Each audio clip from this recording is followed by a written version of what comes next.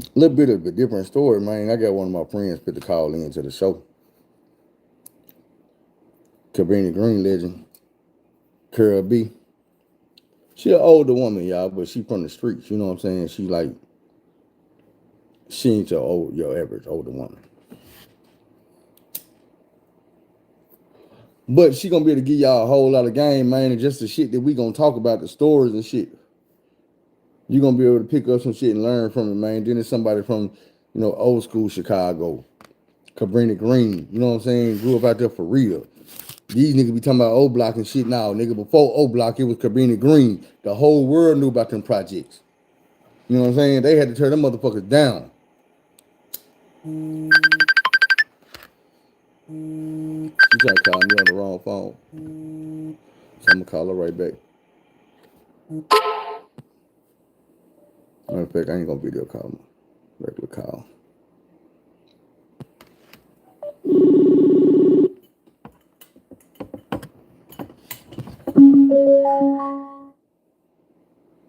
Hello? Hello? Hello. Yeah, can you hear me? I can hear you. You sound so. Nah, you gotta turn your phone up or something. It's up a little bit. Cause it ain't nowhere near where it was just a second ago. I just turned it up. Mm-mm. Let me go to it. Hold on, I think I know what it is. Uh, Video. Hello? Hello. You have to answer your video.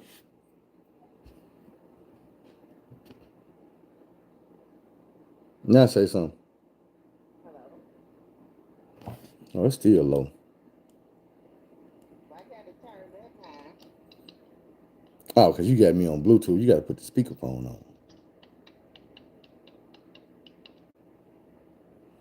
Take your earpiece off.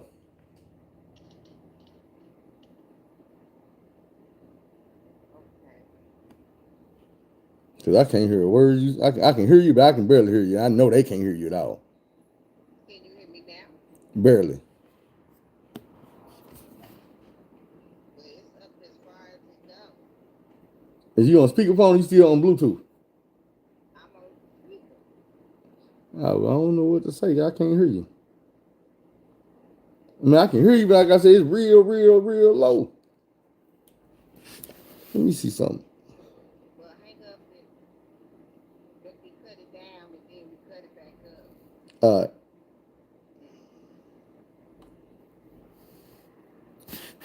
what's up, y'all, man? The connection messed up right now. I ain't getting no good connection, so I'm trying to see what's happening. I mean, the connection straight, but the volume. All right. Hello. Can you hear me now? Hold on, let me get it out. Let me.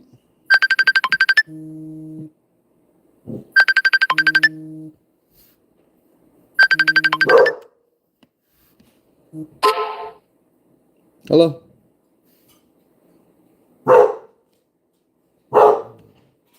Hey, chill out, man. I ain't finna have that shit. Y'all give me a second, bro. I got to.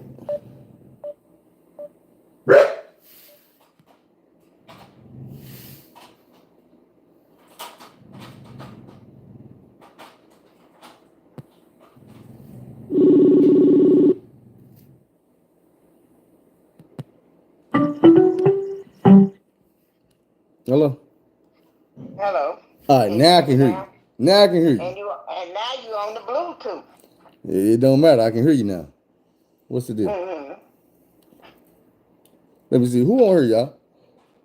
Y'all know y'all got to come here and tell me where you from. Like, comment, subscribe, all that good stuff I tell y'all to do, man. I need to know y'all can hear me, though. Especially since we having audio problems. We was. What you say we having audio problems? We was.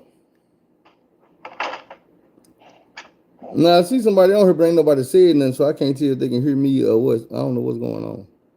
Somebody got to say something. It can't be none of my regular people, because my regular people was in here, they'd have been to say something soon as they come through the door. Mm. Can y'all hear me?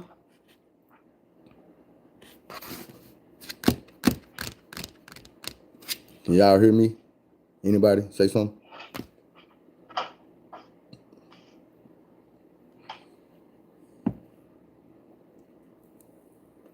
Nobody gonna say nothing. Man, for real, I'm looking at these people on here right now, and it's like I don't know if they can hear me, see me. I don't know what's going on. And like I say, my regular people come in and they already know to say something as soon as they walk through the door. But it don't matter. What's going on with you? There was a conversation at. Somebody get on there. If they can't hear you, they gonna tell you. Man, if somebody get on here and can see me, they should tell me. Right, that's what I'm saying. They gonna see me and you talking. They gonna say, "I can't hear you." Somebody that's regular, they gonna tell you because they do that on them podcasts. Is that I already know. I ain't like tripping. we can't hear. That's why I say I get most of mine on the replay, on the playback. But they'll say we can't hear you. Anyway, but finish what you were saying. But I'm getting to understand what I keep hearing this word. I'm reading, but see, I'm not really in the culture today, so I'm reading and I keep hearing transactions. And what you just explained to me is people having transactional type relations. I don't. You lost me with that one. Transaction is another word for them confused people. I mean, you're exchanging sex for months. Okay, monetary agreements. Yeah. That's prostitution. Yeah. Okay. But the thing is, for some reason, females today don't feel like they prostitutes.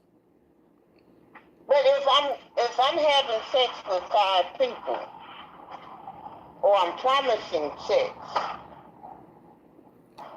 right? If you keep giving folks money, but whether it's electronic or you hand it to somebody, when you put your hand on somebody else's money, you have come into agreement with them about what y'all agreed y'all gonna do. Right. And need to handle their business too. I said need to handle their business too. Right, because that's when I keep seeing women on Facebook and different places that got killed or whatever or come up missing. Now I'm gonna say this because you got some women who didn't put themselves in them situations and it still happened to them. But you got a lot more women who did put themselves in that situation, don't understand what's happening and why it happened.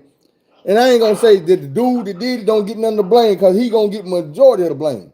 Because nigga, you always get the blame for the shit you do. But sometimes the person gotta look at how you ended up in that situation. You got to get the backstory, right? You need the context. Like, I seen a story the other day. See the end reaction, but you don't know the backstory. You like, don't look, know how did we get to this point. I seen a story the other day. That angry. Let me tell you, I seen a story the other day about this woman from Florida that met this dude. What's up with Sunfire? A woman from Florida had met this dude online. He was from Houston, and he flew her out to Houston. And 24 hours later, they found her body in the woods, chopped up. Yeah, because you don't know how you gonna gain good. How you doing? How you gonna gain my confidence through this thing? That's the part that, like, people. I hear people to say. But look, and you being older, you won't appreciate it when I say it. It's sayings in this world that people have forgot to live by. And this is another video I wanted to make of the sayings that people have been saying all this time and we don't never pay attention to. I'm gonna give you one of them that she should have listened to. The dog that jump in the water lose the bone in his mouth. That is to teach you to stop being greedy, to think about what you're doing before you dive into shit. Realize the consequences of your actions before you just jump into something like that water, trying to jump and get that bone. The dog lost that bone. She thinking about how she fit to use this man and go to Texas on his dime. He gonna fly me out. He gonna take her. He gonna spend his money. And that ain't what he had on his mind. But you were so blinded by that carrot he was dangling in front of your face that you went your ass right down to Florida and right down to Houston, right off in them damn woods. And my thing is, go ahead. I seen a girl on Facebook crying. She was crying, but she wasn't. She was mad at the same time because they was looking for her friend. This was about a year ago. Yeah. And she said, I told her to Google it. She said, I don't want to look for her because I told her to look on something. She told her to look on before she goes somewhere with this dude. And I don't guess she did. So she was missing. Yeah. But I look at it like this.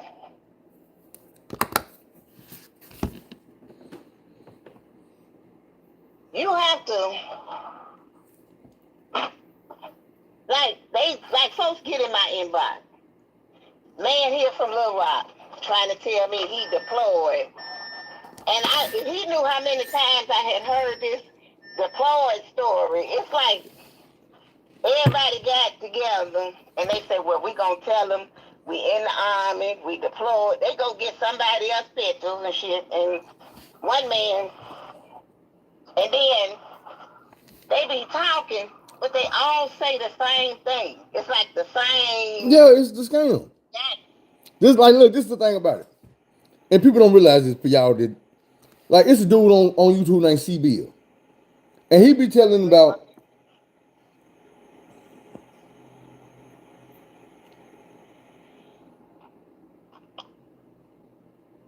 y'all with me. Can you hear me?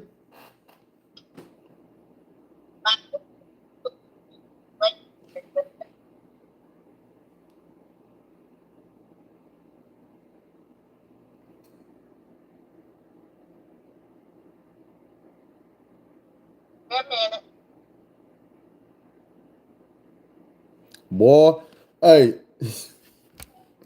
look.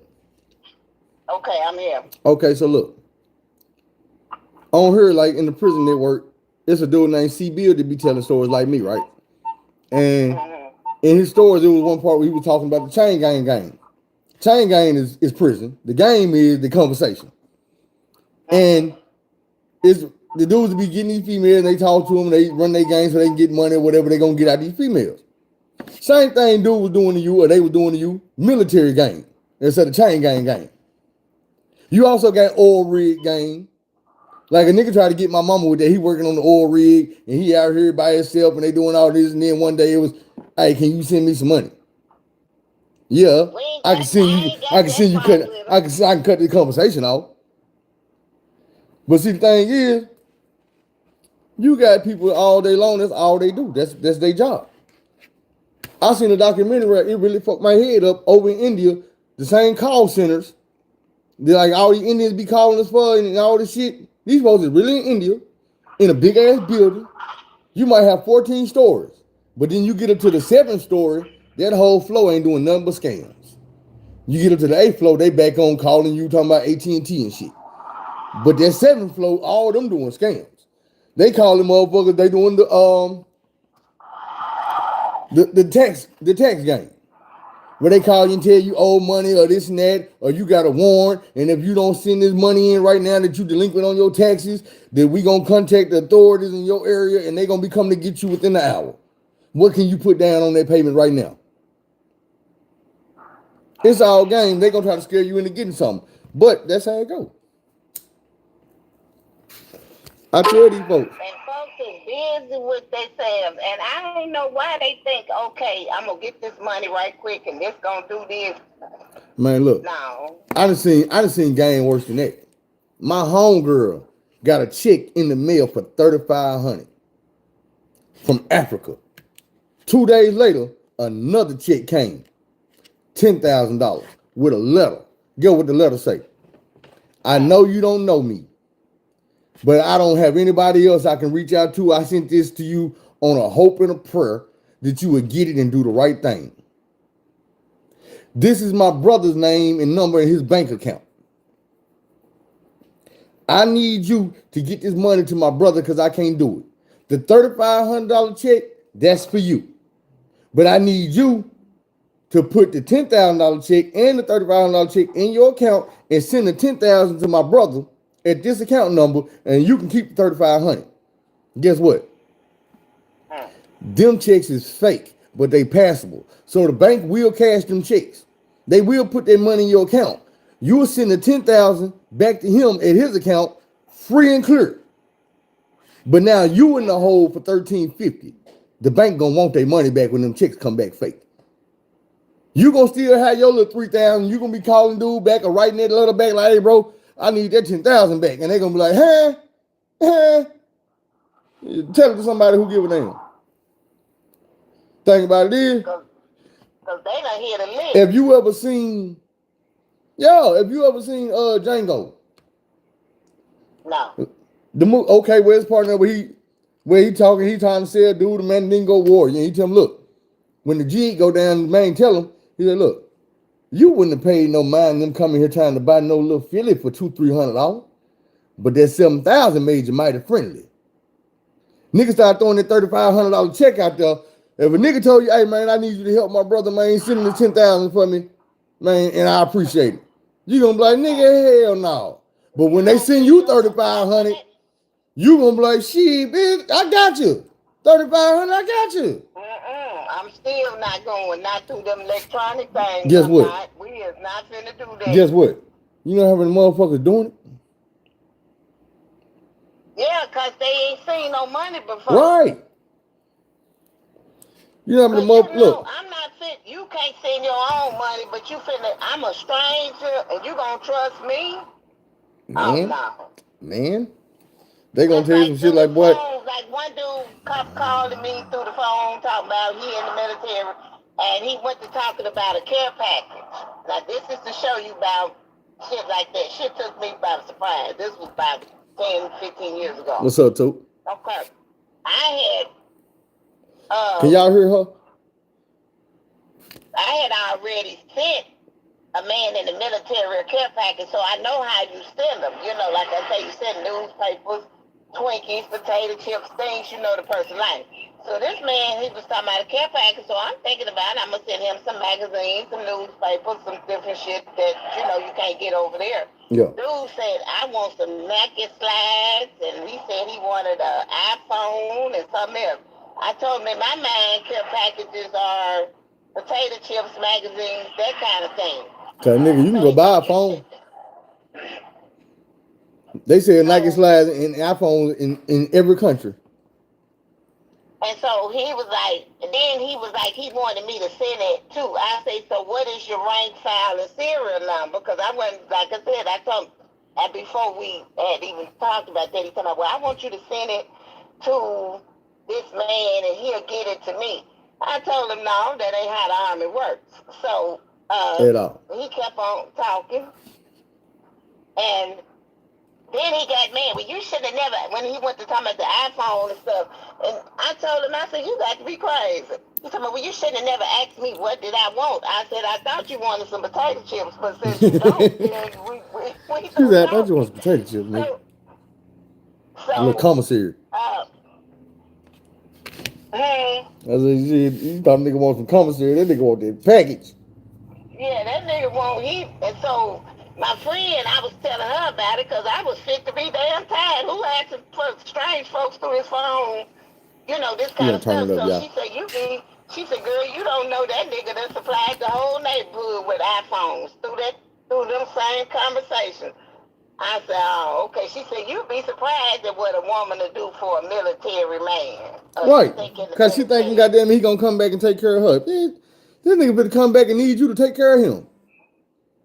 And, right, and she was like, I said, girl, just because somebody say they in the military or they got somebody pictures, just like the people on Instagram. You got 6 pictures. How long you been on Instagram? You got 6 Army pictures. I be first thing question I ask this nigga, who pictures is these? Is them your pictures? And how do I know that's your picture? How am I gonna talk to you? This is the funny thing. Fuck a nigga in the Army.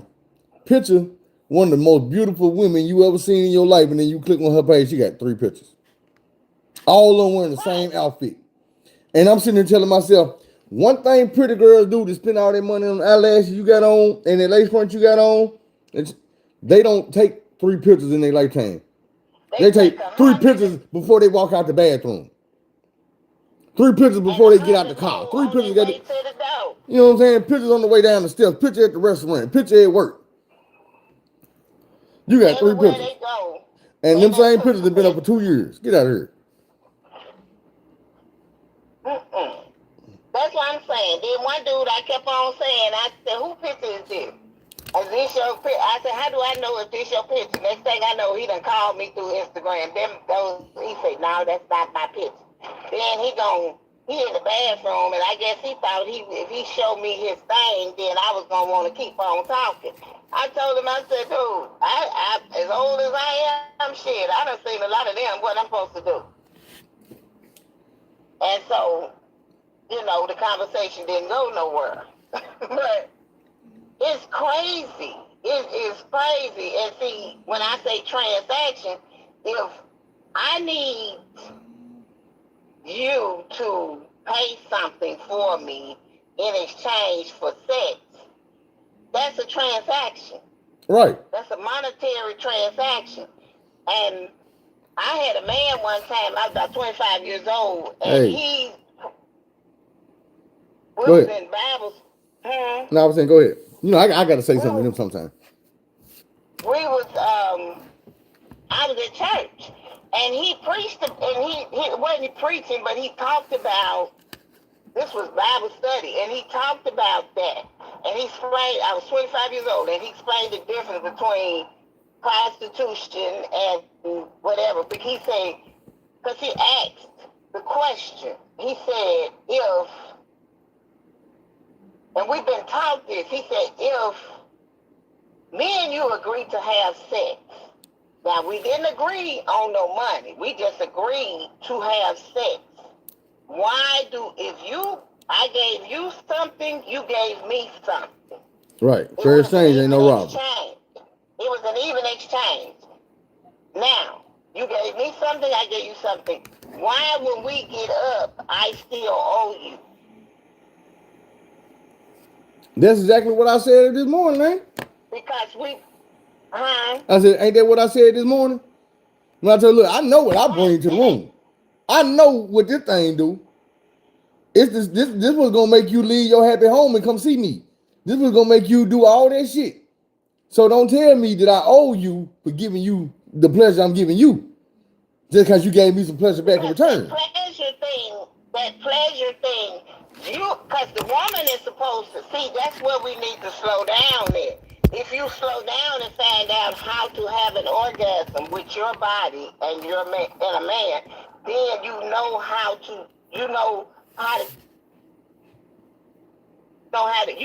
to move to please you.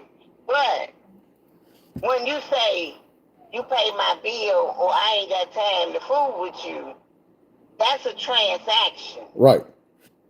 Now you prostitute. And that's right. You prostituting to pay your bills. I'm gonna give you some pussy when you pay my rent.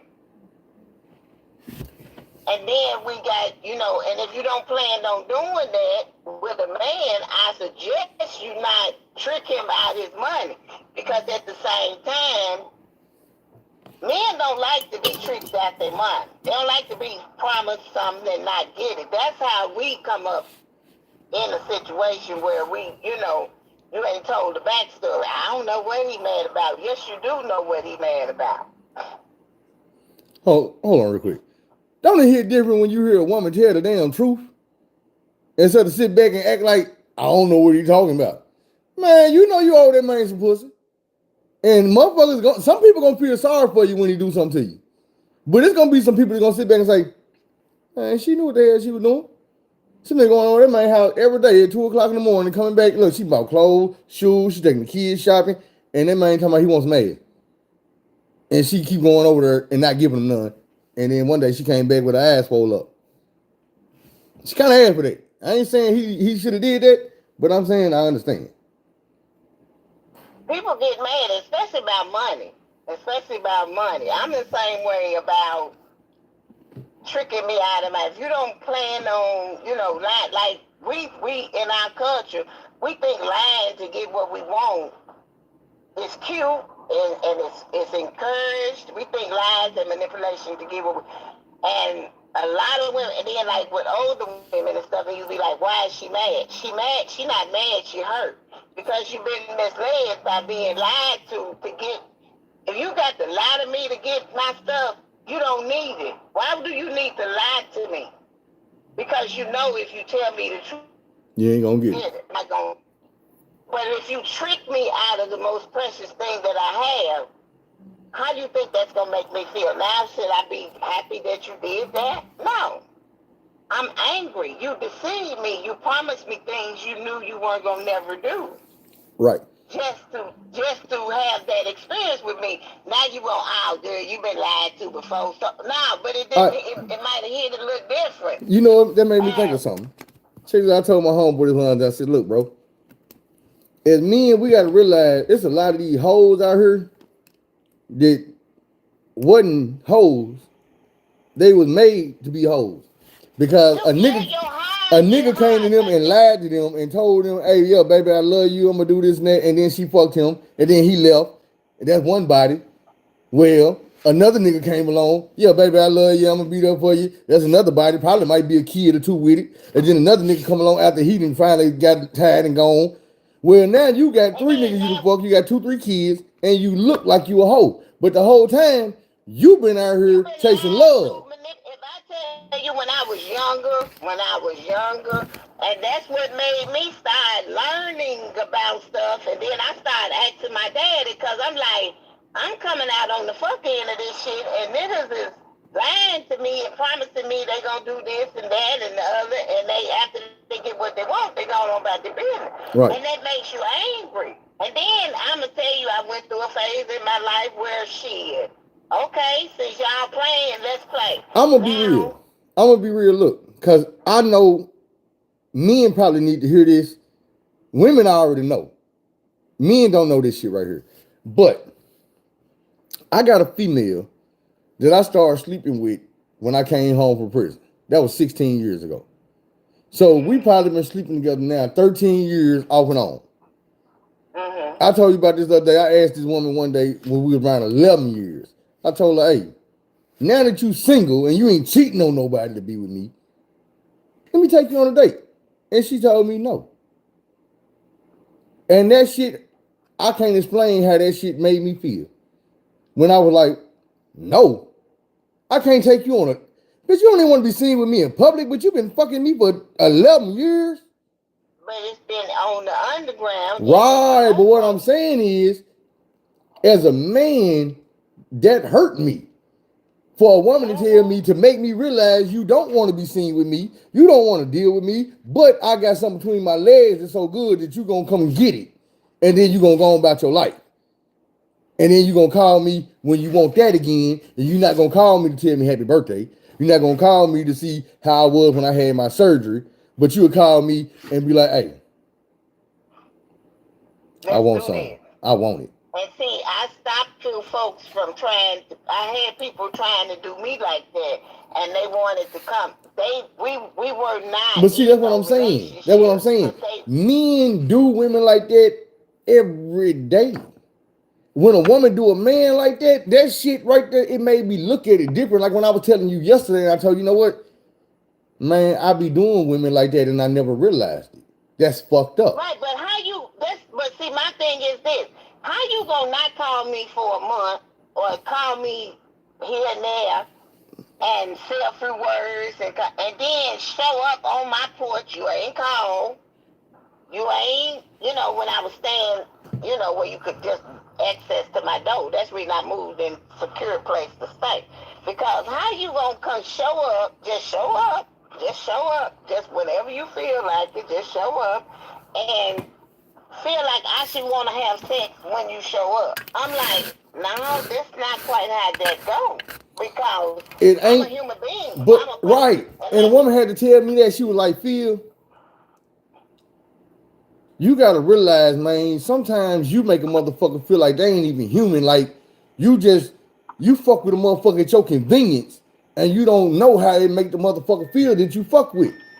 And you gotta realize how a motherfucker got to feel about you to even allow you to come fuck with them for that little bit of Play period. them like that, and I have liked people enough. I had one person, but when I woke up, they got mad, and right now they still mad because I kept trying to tell him. I'm like, but you know what? I was younger then too. I was like early 30s, and I kept trying to figure out how is he getting what he wants, but I'm not getting what I want.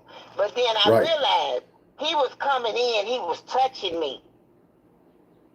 He was touching me, and my body, Was by me reacting. not being sexually active no more than with him, every time he came by and started touching me, Reaction. then he would leave. And I'm gonna tell you how he was doing it.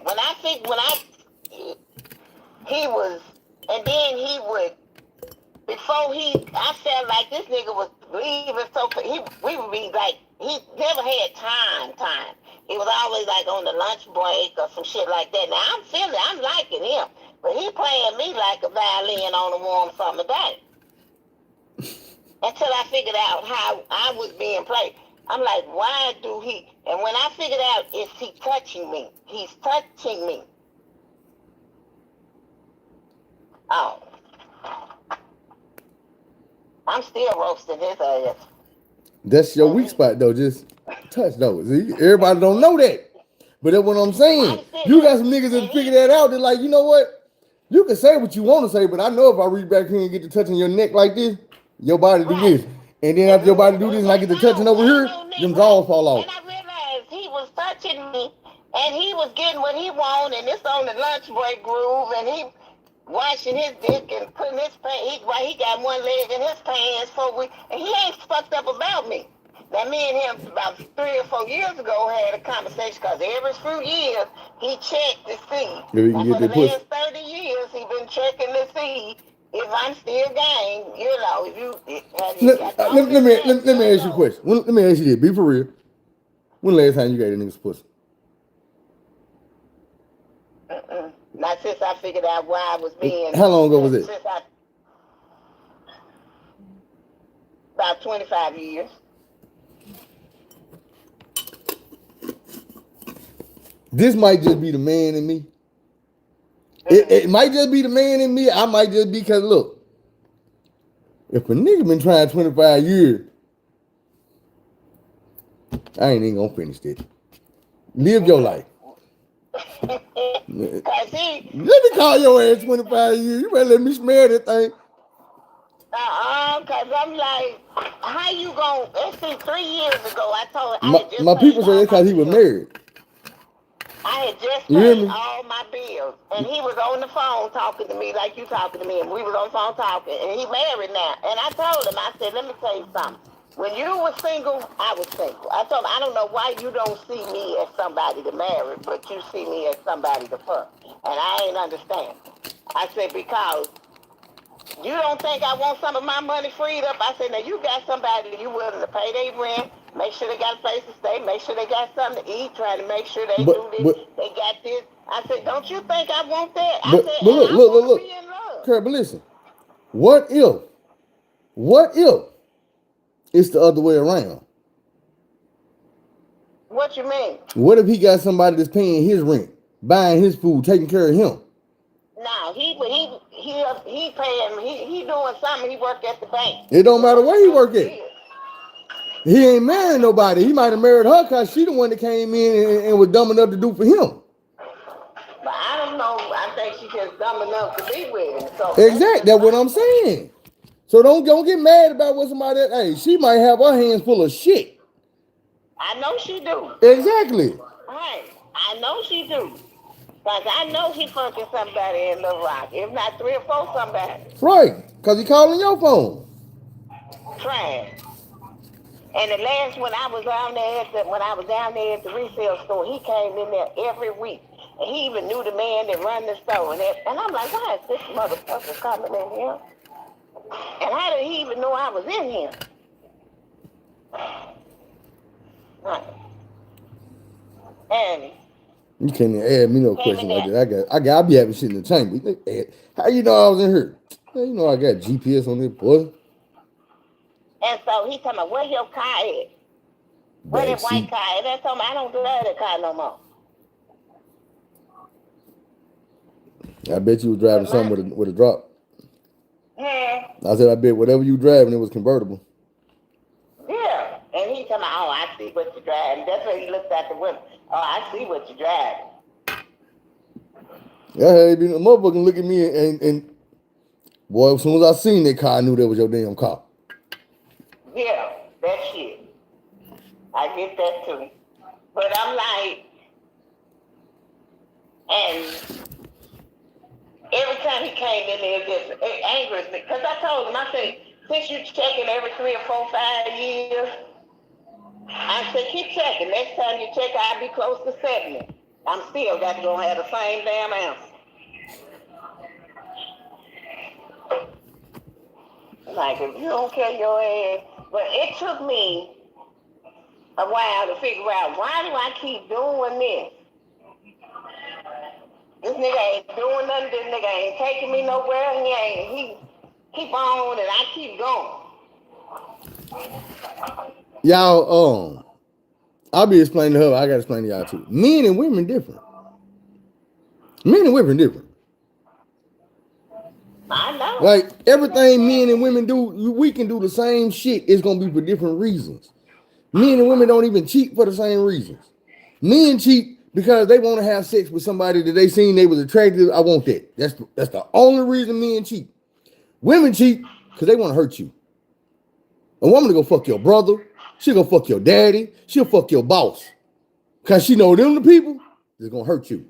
You gonna have to go to work every day and listen and work for this man that I gave some head to. And every day when you going in, be handing your paycheck, you gonna be thinking about how I was on my knees sucking his dick. Your woman to do you like that, bro, because they, woo boy, you want to fuck your daddy, you fuck your whole relationship, or you can't even go home on Thanksgiving no more. Let's see, and we'll do something. If hell cannot contain, if like they say, hell has no fury like a woman's son. I've seen some men right here in Little Rock. I'm going to tell you, when I first moved to Little Rock, these niggas they were balling, they had it going on. Hey, LaJoy.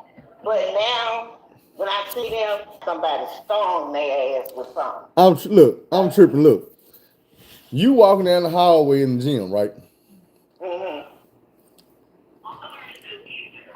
These niggas balling. I'm talking about they had it going. Hey, Miss Joyce. Yeah, these niggas had it going up.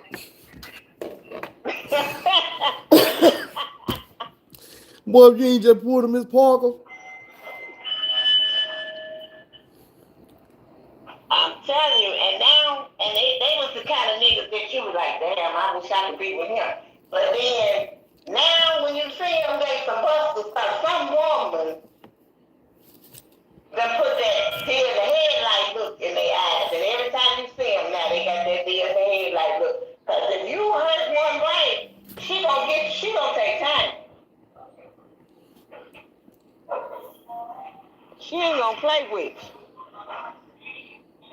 Man, I hope I don't never hurt nobody like that. Yeah. I said, I hope I don't never hurt nobody like that. Man, she'll break your whole life. You got people, I'm talking about when they get through. I got somebody now, a friend of mine. I can't take nobody messing with me like that. I react. I'm not gonna sit and cry in my hand. I'm gonna react. Like, when I say house was crispy. The pictures he sent me. Look, I had a female one day. She was telling me, she was like, "Oh, nigga, I know how to get you. You fuck with me. Okay. I'm bleaching everything you got in your car. I'm cutting all your shoes up." I said, you know what? That work with them regular niggas you deal with, but you dealing with a crazy nigga. What you gonna do? Whoop me? I said, oh hell no, I ain't gonna put a hand on you. You gonna fuck my shit up, and I'm gonna walk in that living room. I'm gonna kick the whole arm off that couch. I'm breaking all that shit. Microwave, stove. We gonna be two motherfuckers in here with a lot of broke shit. And then I'm gonna look at you and say, when we wake up in the morning, I'm gonna start replacing mine, you start replacing yours. And I guarantee you, by the time you buy that couch back, I got half my clothes back. By the time you get you another stove and refrigerator, I got all my shoes back. And when I get all my shit back, I'm gonna just move it up out of here. I'm gonna just move it right up out of here. You gonna be like, damn. I know how to play too. Shit, I know how to play too. Hell no, I'm not gonna put my hands on you.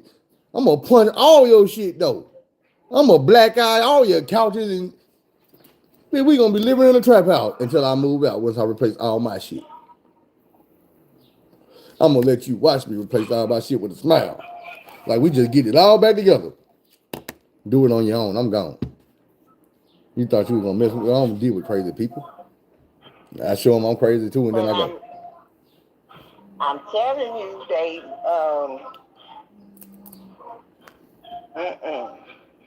She's at the gym, y'all putting her gloves on. She gets ready. I'm serious about this shit. I'm gonna make my back look like I'll be right back. Keep talking. I'm gonna make my back look like that woman back I seen.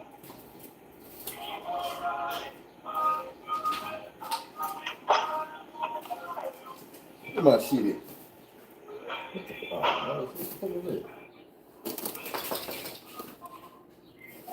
I don't know where my shit is. What you looking for? Well, maybe I need to put my glasses on first. I was looking for my gloves. I was going to get back on here and make fun of you. Oh. I'm blind as bitch because them motherfuckers in here somewhere and I don't see them.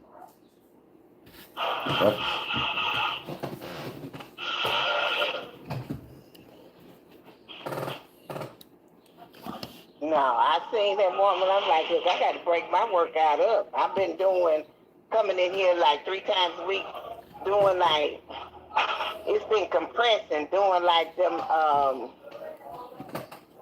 these circuit machines. And I'm like, it's compressing, it's coming on together, but I need to break it up where I can don't stay an hour and a half, just stay maybe an hour, but just do certain sections, because like I say, I seen girl. That's how you supposed to work out. You supposed to look every day. That's why it's called leg day, because that's the day you go in there and work on your legs. Right, like today back and biceps, tomorrow will be chest and triceps and shoulders, the next day and abs, and the next day will be abs and legs. You're going to have me back over on them weights again. Huh? You're going to have me back over on them weights again today. And I thought I already did my workout. No, because I done found me a model of what I'm trying to look like, so I'm going to get my dad and my workout together, and I'm going to go for what I know. I just need this back fat to go somewhere. I only eat 1 meal a day, though, most days. I just eat 1 meal a day. And so that way I might eat fruit in the morning because I have to take like estrogen or whatever. That's the only prescription medicine I take at 64 years old. Because me and them people and them man-made chemicals, they don't nothing nobody give me ever really work right. Check this out. We got to go back in the day and talk about the project. Yeah, we got to. We gonna sit down and talk like we did today about the things we gonna come up. We got a whole life of stuff that I know can be. But right now we got people sitting here listening, and all they hearing is I'm working out. I'm trying to get my bicep. They want to hear about your life. They want to hear growing up in Cabrini Green, growing up in Chicago, or moving to Arkansas, or dealing with all these niggas. I was in 1959 before my parents moved there like June 1959. I was born September the 16th. I was born in Cabrini. That's your birthday? September 16th, 1959. I had to know that, but I didn't think I knew that. The Virgo. Yeah. Didn't know. I'm the 15th. Oh, okay. And I got another friend that's the 17th. And then I have a friend that just died, I think, yesterday. Hers was the 18th. I got friends on the 14th and the 16th. Now what you were saying, you were born in Cabrini? I was born there. That's all, and both of my parents were from Marietta, Arkansas. So, but I didn't really come down here to the South. I was like 5, like 1965, like that time. And the South wasn't, in Chicago, we wasn't sitting on the back of the bus. Yeah. In 1965. We were sitting,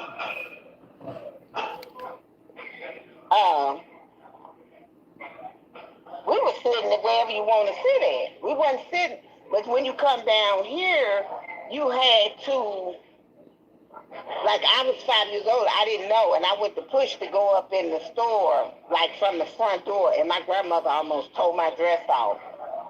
I didn't know we were, Yeah. because where I live, that's not how it was going. You know what's messed up? I be telling my mama, I remember when I was a kid, we had one Walmart in Little Rock that was different than the rest of them. Mm-hmm. And what I mean by that is it had a front door and a back door.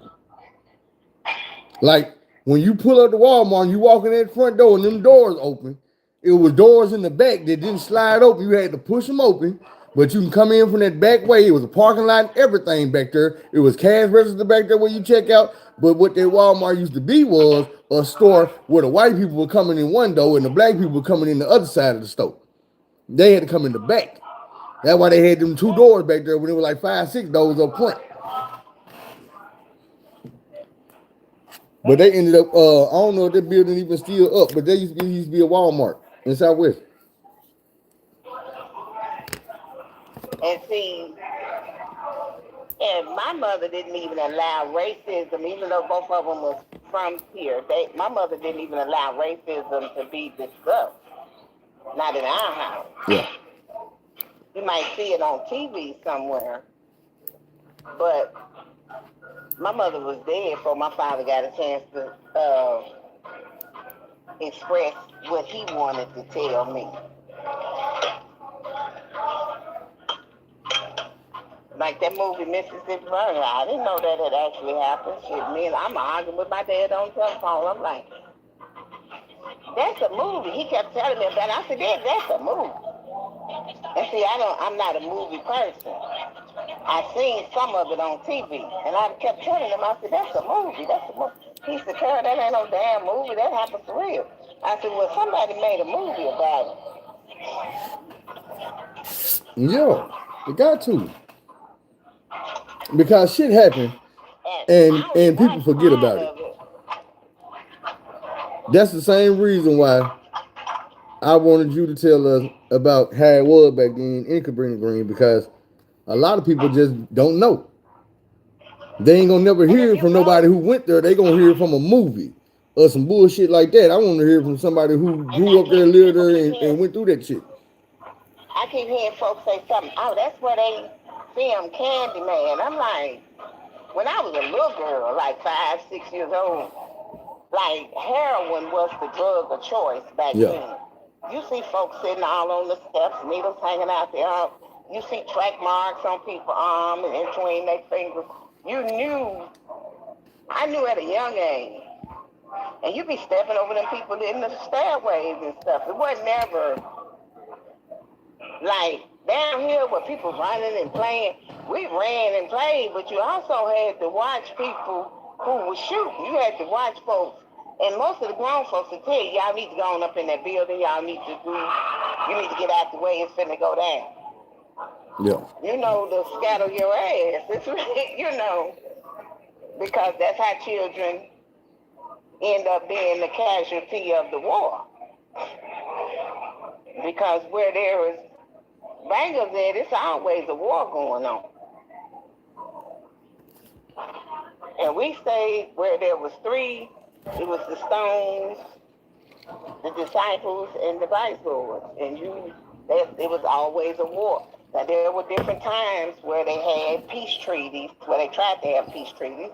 And then there were times where they would try to fight it out, during the peace treaty, where 2 folks beefing, they get somewhere in box. But that never lasted for long periods of time. Where I lived at, people got killed, 10, 15 people got killed every day. It never made news. And you might lay out there an hour before the police even come to get you. So they're going to let them get through shooting. And you can go on, what is it, Gangland and pull up Cabrini. You can see. And they'll tell you, the police say the first day he can't, because see, when the police pull up, they're going to stop shooting at each other and start shooting at them. Right. Because they wasn't past that, you know. Like when I got ready to leave there in 1991, some William boys said, police pulled them up like for a stop, like a traffic stop. And these two brothers gunned the police. They must have shut Chicago down, trying to get them folks. And see, where I lived there, I was about 10 years old. And on the baseball diamond, somebody sniped with two police out the window. Shit, it was an Oscar Mayer playing over there behind Cooley High. They landed that movie Cooley High. A lot of them people, I can point out, that's Maurice, that's so and so. That Cooley High movie. A lot of them people was from Cabrini. Yeah. But behind Cooley High was the Oscar Mayer plant, and they landed a helicopter. This was like, let's say, 1970. They shut Cabrini down. They put. I don't know if them two dudes is the one that did it, but they the one that took the fall for it.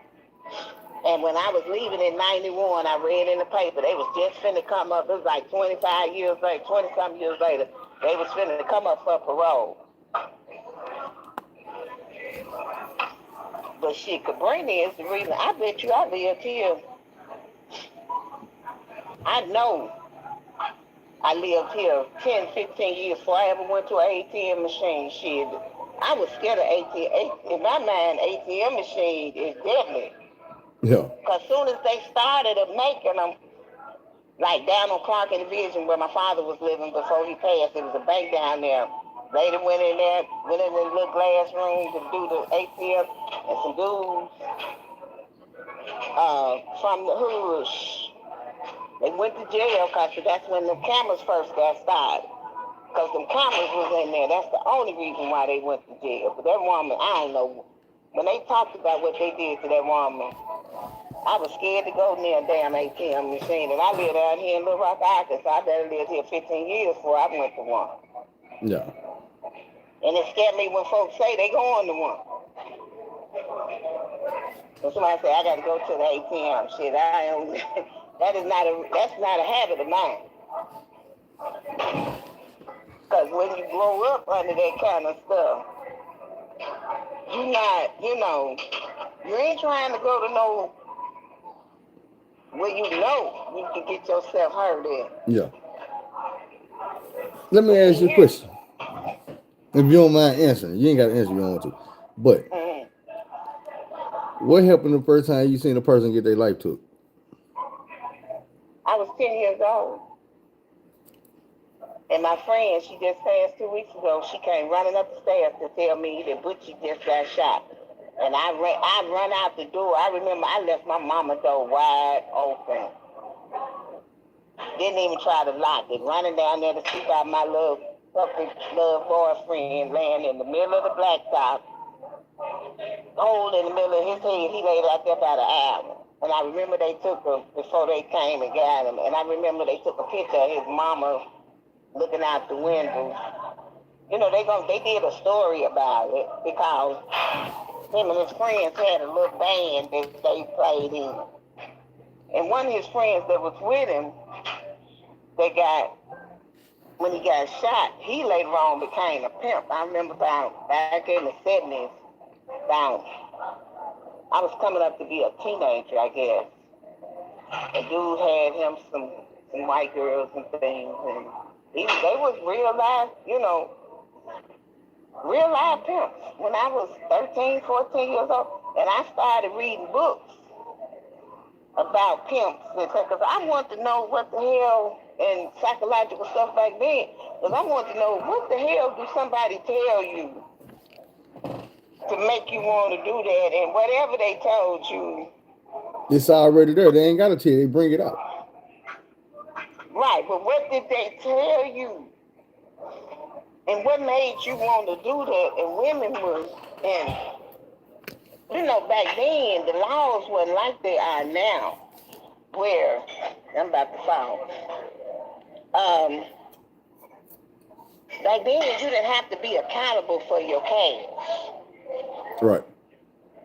You know, when pimps and because everything operated on cash. They wasn't tracking your cash like Right. they do now. My father used to say this direct deposit was the biggest shit that ever took place. But guess what though? What? I'm a barber. I'm a barber. Mm-hmm. You know what that means? I know you do, cause you in the hair business too. Yeah. That means I still live in the underbelly. They can't count my cash. But It'll never be a point in their life where the government can but come to it's me a and tell me how catch much to money I'm that supposed to too. have. And I'm gonna tell you where the catch is. And a lot of my friends, and see, when okay, years ago, it really wasn't. You know, it's whatever you say. But when you do this full time, like some people make a whole career out of it. Mm-hmm. At some point, you got to Accountable. because I'm telling you why. Because if you don't save some money and have some investments, which most of us don't know nothing about, then when you get to be my age, this folks my age can't even draw Social Security. Social Security will send you a check for $167, and that's all you get a month. You will work to the day you die because you and by me, okay, well, I like my family, you had to go to college first. So I went to UAPB. I didn't finish, but I majored in accounting. I learned enough to know something. School didn't make sense to me. I can't sit there for no hour 5 times a day for that shit. That shit is, I can read that book and teach this shit better than you in a month. Unless, you know what I'm saying. And so, but I came home and I got an accounting type job. So I was steady doing that balance sheet type shit. So God prepared me for when I got ready to do hair. I worked 1 year and then I come up on board and I tracked every person I had and I paid the taxes at the end of the year. And right now, living here in Arkansas, the average person that lives where I live do not get half of the check that I get. And if you never put none in, you don't have nothing to get out. Right. And they'll give you SSI for like you'll get $700 a month for the rest of your life. And when you don't, it's the difference between SSI and Social Security. SSI means you didn't put nothing in. They're gonna give you $700. They're not gonna let you. If you work and make, they're gonna monitor you. That you can't have no car in your name. You can't have nothing. No, my friends say they want you to have no thing. You almost can't even have an insurance policy. You have to read the rules to this stuff, like Right. with Social Security. But that's what I tell them. It's all a setup. I said, yeah, it's all a setup. Right, and if you You're don't gonna be in a situation where you can't take care of yourself, and they telling you, hey, take what we give you, and if you do anything to try to help yourself, we're gonna take that back. Right. Because I'm gonna give them 80 years old. You take this and you don't get nothing else. Because you didn't put none in, and if you don't put none in, like in this profession, and then I've seen people come to where they start getting sick and stuff. Because see, another thing about this profession too is we don't take care of ourselves. We eating bad, especially us that like when I did it when I was younger. I've just started back. I've just come out of retirement after 12 years. But what I'm saying is this, and if you don't, when you start feeling like when you're doing it and you're doing it, and I did. I was fat as hell. I was out of shape. You ain't working out. Standing up doing people have 16 hours a day. It takes over your life. And you eating whatever somebody bring in the door. You getting off at 1 or 2 o'clock in the morning, and you eating whatever's open because you ain't got time to cook. You getting back up the next day. You doing the same thing. Next thing you look around, I looked around, I walked past the mirror, I'm like, who the fuck is that? Huge, big. Because I ain't doing nothing sleeping, eating, and working. I started working out back then a little You ain't bit, gotta but I tell couldn't me. really get the hang Man, of it. look, I'm gonna Yeah, show you this picture I showed them yesterday. yeah. Look at And if my I show stomach. you, Look at my stomach. if I show you mine, About to and pop I a show you, baby. I show you mine, and I show you how I look now, you be like, man, I was huge, and But I I know got how you look long now. You been like that for shit. Well, in about 10, 15 years, I knew you have. shit, but it I ain't goes never up seen and you out of down. shape. And so I'm like this. You have to, and you have to, but you, in order to have some cushion, a little bit of cushion in your life, you gonna have to come up aboard. Cause like when we got ready to buy a house, when I was married, we got ready to buy a house, and he said, "Well, my wife is a hairdresser." He said, "Man, I don't even want to talk to her." He said, "Cause they'll swear they ain't make but $10,000 this year, but they got $20,000 to put down on the house. And see, you know, in the banking system, electronic system, you can't come with them. You can't tell them, yeah, I can pay for With it, their but cash, they want their credit. no." But look, I explained that to my people the other day. And I told I said, bro, you gotta realize money started out as gold. Then it went to cash. But them folks couldn't count that cash. They can't account for where it's coming from and how you getting it. Mm-mm. They can't And stop see, in you. the So they went '90s, to credit. they changed the rules. See, before the '90s, see, like pimps and drug dealers and them people and people, they were buying Money, cars money. cash. They were Houses, buying houses cash. mansions, They had condos. airplanes. They had all that. But Yeah. then in the '90s, they changed the rules. Now See, your money you can ain't come worth a up damn if your credit ain't up to par. You come here and with then right, $100,000, but if find you you. got a 500 credit, they gonna look at you and say, "No, sir, you can't buy this house. You can't live in this Right. neighborhood. We can't sell you See, this that's car. how Why? it back Because you ain't then. got no And credit, so, bro. I can buy this car and cash. We don't want your money." if you come up with more than $9,999, that started in the '90s. The Fed's coming. They want to know where the 10 bands came You from. gonna tell them where you got that money from, and so by that Yo, being like that, and then people, you gonna say you done worked all year long, and you don't pay, you only pay taxes on $10,000. And where you get see, this 10 and from? at the end of the year, I was writing checks for like 4,000, 5,000, because you got to pay. And if you're gonna come up in this world, if you're gonna come get my age and apply for Social Security, you're gonna have to put something in. And I didn't say, like I say, every day I talk to somebody that thought it was a game, and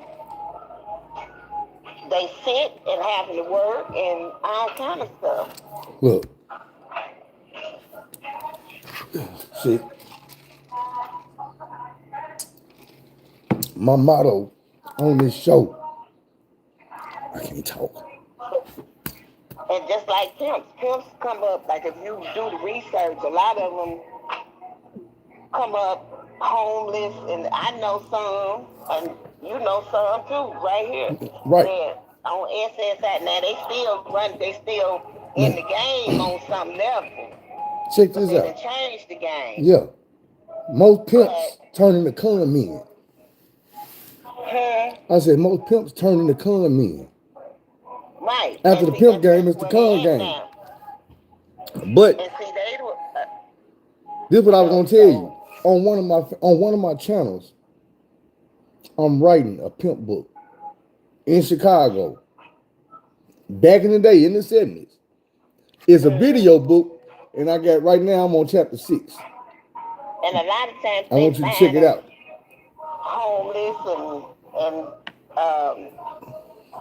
after everything dies down. Yeah. But see now, look, check this out. One thing about this book is I'm explaining the pimps and the prostitutes past. What happened to them to make them start pimping and hoeing. Like you And asked me, you then, said, I wonder what the hell a motherfucker say to a woman to make her do that. My thing is in right, this book, I'm explaining them situations. I'm gonna tell you one of them real quick.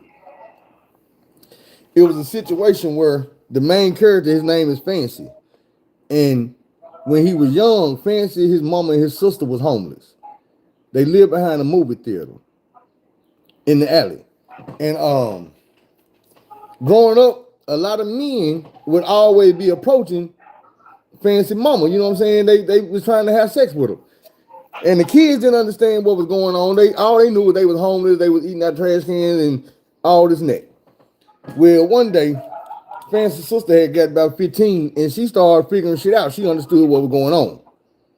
And she came back to her little brother who was about 13 and told him, hey,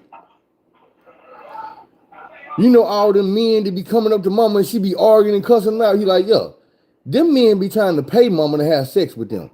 And he like, what? He be like, yeah, they be trying to get her money to have sex with her and she don't never do it. She letting us eat out the trash can and sleep out here in cardboard boxes behind this damn movie theater and shit.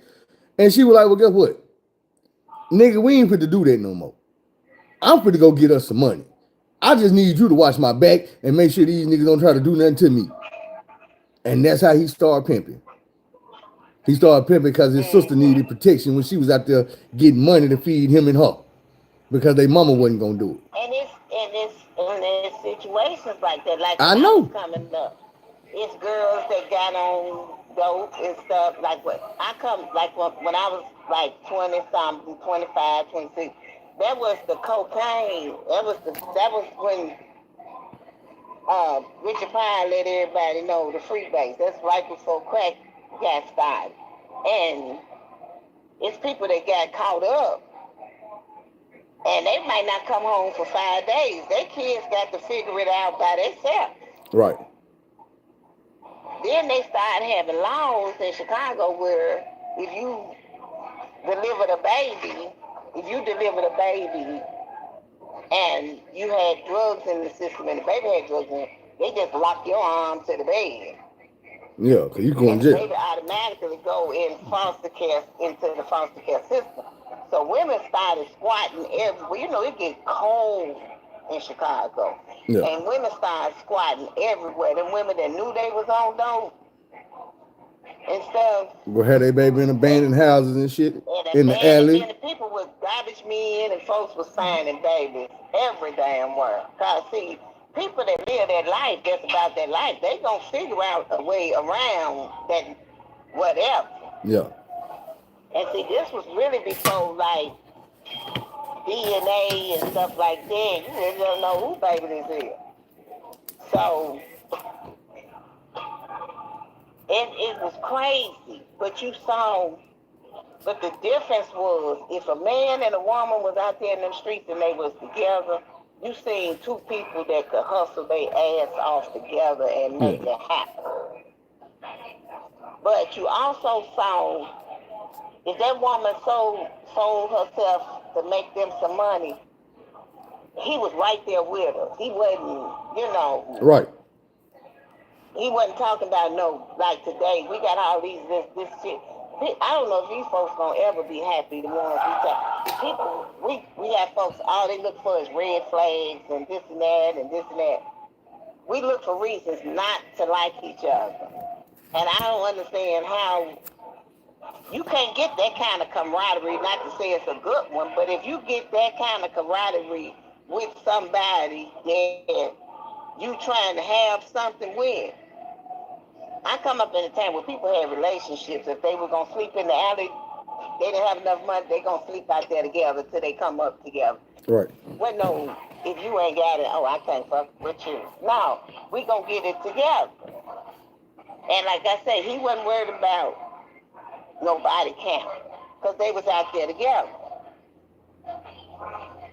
And he had babies by her like she had babies by them women. A lot of them women had 7, 8, 9, 10 babies. They didn't raise none of them. Their mamas raised some. Some of them might have been in foster care. The auntie might have some, whatever. But some of them babies was his, and some of them was them John's babies. But right. He knew they was out there together. To him, all of them was his. They was out there together, and they getting this for them and this for that. Right. And them babies just happened to be part of the situation. Caught up in the situation, right? but they did what they did together. I remember uh, this one girl, her name was Denise, and her her boyfriend met my friend who was like me, Miss Straight Laced, had a job, whatever, whatever. And he liked my friend, but him and that woman had, that man died about 15 years before that woman that they had lived that drug life together. He got his life. He later on got clean. And one thing I know about people that was once on drugs, when they get clean, boy, they might as well print their own money because, boy, they can make it. I mean, they put that same hustle mentality to some regular shit and get down. Right. I be wanting to sit down and go to school with their ass. What do you know that make money? I'm gonna tell you, listen. Like I tried to explain to somebody when I was in John. I said, man, do you realize the average crackhead on the street run through $1 million a year or more? Yeah. And don't even realize it. I said, this is why, bro. Because a crackhead gonna get up early as hell. And he gonna go to hustle. He gonna go to stealing. He gonna go to lying. Whatever he can do to get that dope. And when he get that dope, he going right back to doing it right again. And he gonna do that till he go to sleep all day long. And that's 7 days a week. He's not gonna take a day off. He's not gonna take a lunch break. That motherfucker hustling, stealing, doing something all day long to get some money. And he gonna smoke it all up. But once he get to a point where he ain't smoking it all up, it's just like a nigga going about his business and you put them cigarettes down. That $5 every day or that $10 a day start adding up and you start going, damn, where does money come from? Niggas all of them cigarettes you spent $9,000 on last year. That's where them 2 vacations came from. Math, right. If you do, that's where, you look at it like, okay, when them people, and they know how to make money come. And when they go to making it come right, oh boy, it comes. But one thing I've noticed, they might have a good run, after they done did their bodies like that or whatever. They might have a good run, about 10 or 15 years. Then their bodies start breaking down. Mm-hmm. They started getting sick. And he died. But this woman, she was still so crazy in love with him. She wanted to be dead. She wanted her casket on top of him. I gotta take this call real quick. Damn, I'm still alive on you. Y'all didn't hear none of this. She did. But nah. Those lifestyles and Black stuff Irish like and Haitian. that, people don't realize, like you say, they have that mentality where they don't take no break. And that's kind of like how I am about life.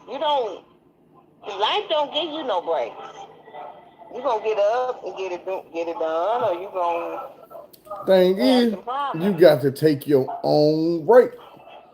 This is like one thing I learned in barber school was you got to pay yourself. You got to pay yourself. I try to tell my sister that. When she started her business, I'm like, look, that ain't your money. That's your business money. You are an employee of your own business. Pay yourself. Same way you got your daughter up here taking pretty pictures like she helping you, you need to pay her too. Why is she getting an allowance when she can get a paycheck? Because all of that, like if you do it, structure it right, and you get somebody, it's a lady on YouTube, I think her name Lynn Richardson. She explains to you how every member of your family needs to be employed through your business, because that's a tax right. That's a hell of. That's what I'm saying. Why would you be giving your daughter an allowance when you could be giving her a paycheck where she's paying taxes? Right. You see what I'm saying? Where she's building from a 5-year-old. It's a deductible on your part in some kind of way. Like I said, I don't know the logistics of it, but I do know it's a benefit to you. The more people that you have, it may not look like it to you, but it is.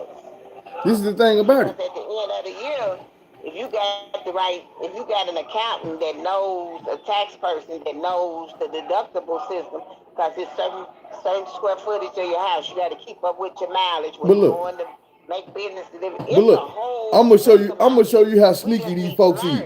I'm gonna show you how sneaky these folks is. If myself start a business, I got a wife, and I got 2 kids. and I started a business, and say I got a lawn care service where I'm cutting grass, and I got my son weed eating, my other son raking up leaves. They 15 and 10 years old. My wife is the accountant. She handles all the money. She's the treasurer of the. Everybody's employed. Everybody get a paycheck. They all pay taxes. It's all been paid off the business account. Check this out. When we have dinner at night, as a family, that's not a family. That's a boss and all his employees. This is a business meeting. God damn it, that's a tax write-off. Just because my family ate dinner tonight, that's a tax write-off. Same thing with vacations. The same. That's what I'm saying. But that's only if everybody is employees. But once all your family is employees, that shit is a tax write-off because that's family business. That's business. Mm-hmm. You know what I'm saying? We didn't just eat dinner tonight. We had a family. We had a business meeting. We talked about business over dinner. So we're going to write that off. We're going to get this money back at the end of the year. That's a tax write-off because we did that for business. All that shit we ordered that for business. And it's legit. It ain't no lie. I'm doing a little bit because I'm like I said, I'm just 2 months in, so I'm really not, I'm just shampooing for somebody. But I feel like I don't want to get deep into it like I did before because this is not what I really want to do. What I want to do is I have like about 500 upholstery swatches that I want to make clutch purses out of. So that's what I'm trying to make time to do, to get to do that. But I also need money for my bills is paid pretty much. I just need money for gas and food. So I work to get that. But once I get this purse business off the road, I ain't gonna be doing hair at all.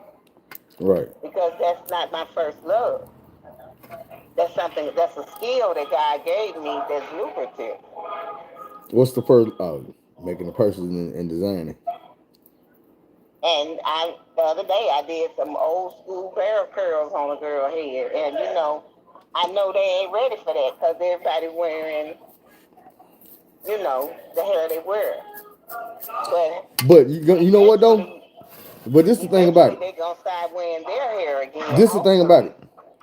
All it takes is for one person to do something different and do it right. And everybody here gonna do this. I done it before. It fucked my head up. On an accident, I told them the story. Look, my mama was trying to give me, I got real good hair. My mama was trying to give me an S curl. And she messed around and my hair came back and just fell straight to the side because I had a high top. My hair fell straight to the side, had me look like Chinaman. Like my hair was bone straight. And she was like, oh my God. All right, mama, I can't go to school looking like this. I like a girl. Look, my mama told my sister, do something. She put some ocean waves in my head and I'm sitting there crying like, man, they gonna make fun of me at school. I went to school that Monday. Do you know by Friday, then the whole school had finger waves and ocean waves and shit. And I'm sitting like, man, what the fuck? Man, I'm going down there, everybody. I'm like, what the fuck? Didn't have folks lined up around the damn house. They was. Like when I tell you, they was. They were coming to the house to get their hair done, my homeboys and everything. Look, to this day, I be asking my sister, I'm like, I don't know how you ain't end up doing hair and nails. You was the motherfucker, when I'm saying in junior high school, had a whole damn business going out my mama's house of niggas coming to get their motherfucking hair done, finger waves, braids, whatever. In high school, the girls were coming because you was doing acrylic fingernails, the real shit. The shit when you walk in the house, you be like, man, what the, man? Oh, stop doing that shit up in here. She doing that shit. Had all y'all with a headache. Man. And I'm talking about this all day long, every weekend, every day after school. Mm-hmm. And right now in this day, this motherfucker don't do no hair, don't do no nails. I'm like, dude, you should have been had you a whole damn business. You could have been, before you got out of high school, you could have had you a business with a location, setting up LLC, like that. It don't take but 9 months to go to beauty school. Right. 9 months. You don't need but 9. You don't need no whole year. That's if you're going to go full time. Every day like they tell you. I ain't gonna lie. I ain't gonna lie. It took me like 14 months. Well, I was grown when I went. I went to college first, and then when I went, I had a baby and a job. And so I went 3 hours a night for 18 months. See, I took the 18-month plan. Yeah. But I wanted it bad. You know what I'm saying? I wanted it. But because that was what I wanted. But, and like I said, I had a job and a baby. But it don't take but 9 months. If you living in your parents' house and you do shit, it don't. I would have been doing that. I'd have had that book in my arm. But see, here's the thing about it. When I went, I wasn't living with my mama. I had a woman, I had bills, I had a job after school. So shit, and then I was still young, and then I had an older woman. But she was using shit out my head, just taking out my little juice. and with look, had me so wrapped up with cheating on me and everything, I ain't know nothing. I was green in the bitch. Fresh out the joint, I'm like, man, the older one, look. I be trying to tell them, like, man, when I tell you how she got me. Brought me in, look, got me around her kids, her daughters and shit. They looking like, mama, oh boy, I can't, mama, you. Look, she in there cooking for me, taking care of me. I'm king around this bitch. Next thing I know, I don't even know how it happened. I'm the peasant. I'm cooking, bringing her meals while she watch TV and shit. What the fuck? Bitch, I got a whole job and I'm going to school. Why am I cooking for your punk ass? I'm going to tell you how it happened, though. I know how it happened real slow. Look, I'm going to tell you how it happened. I'm telling you, just like what I'm telling you about, you know, people, you be like, I didn't sign on for this.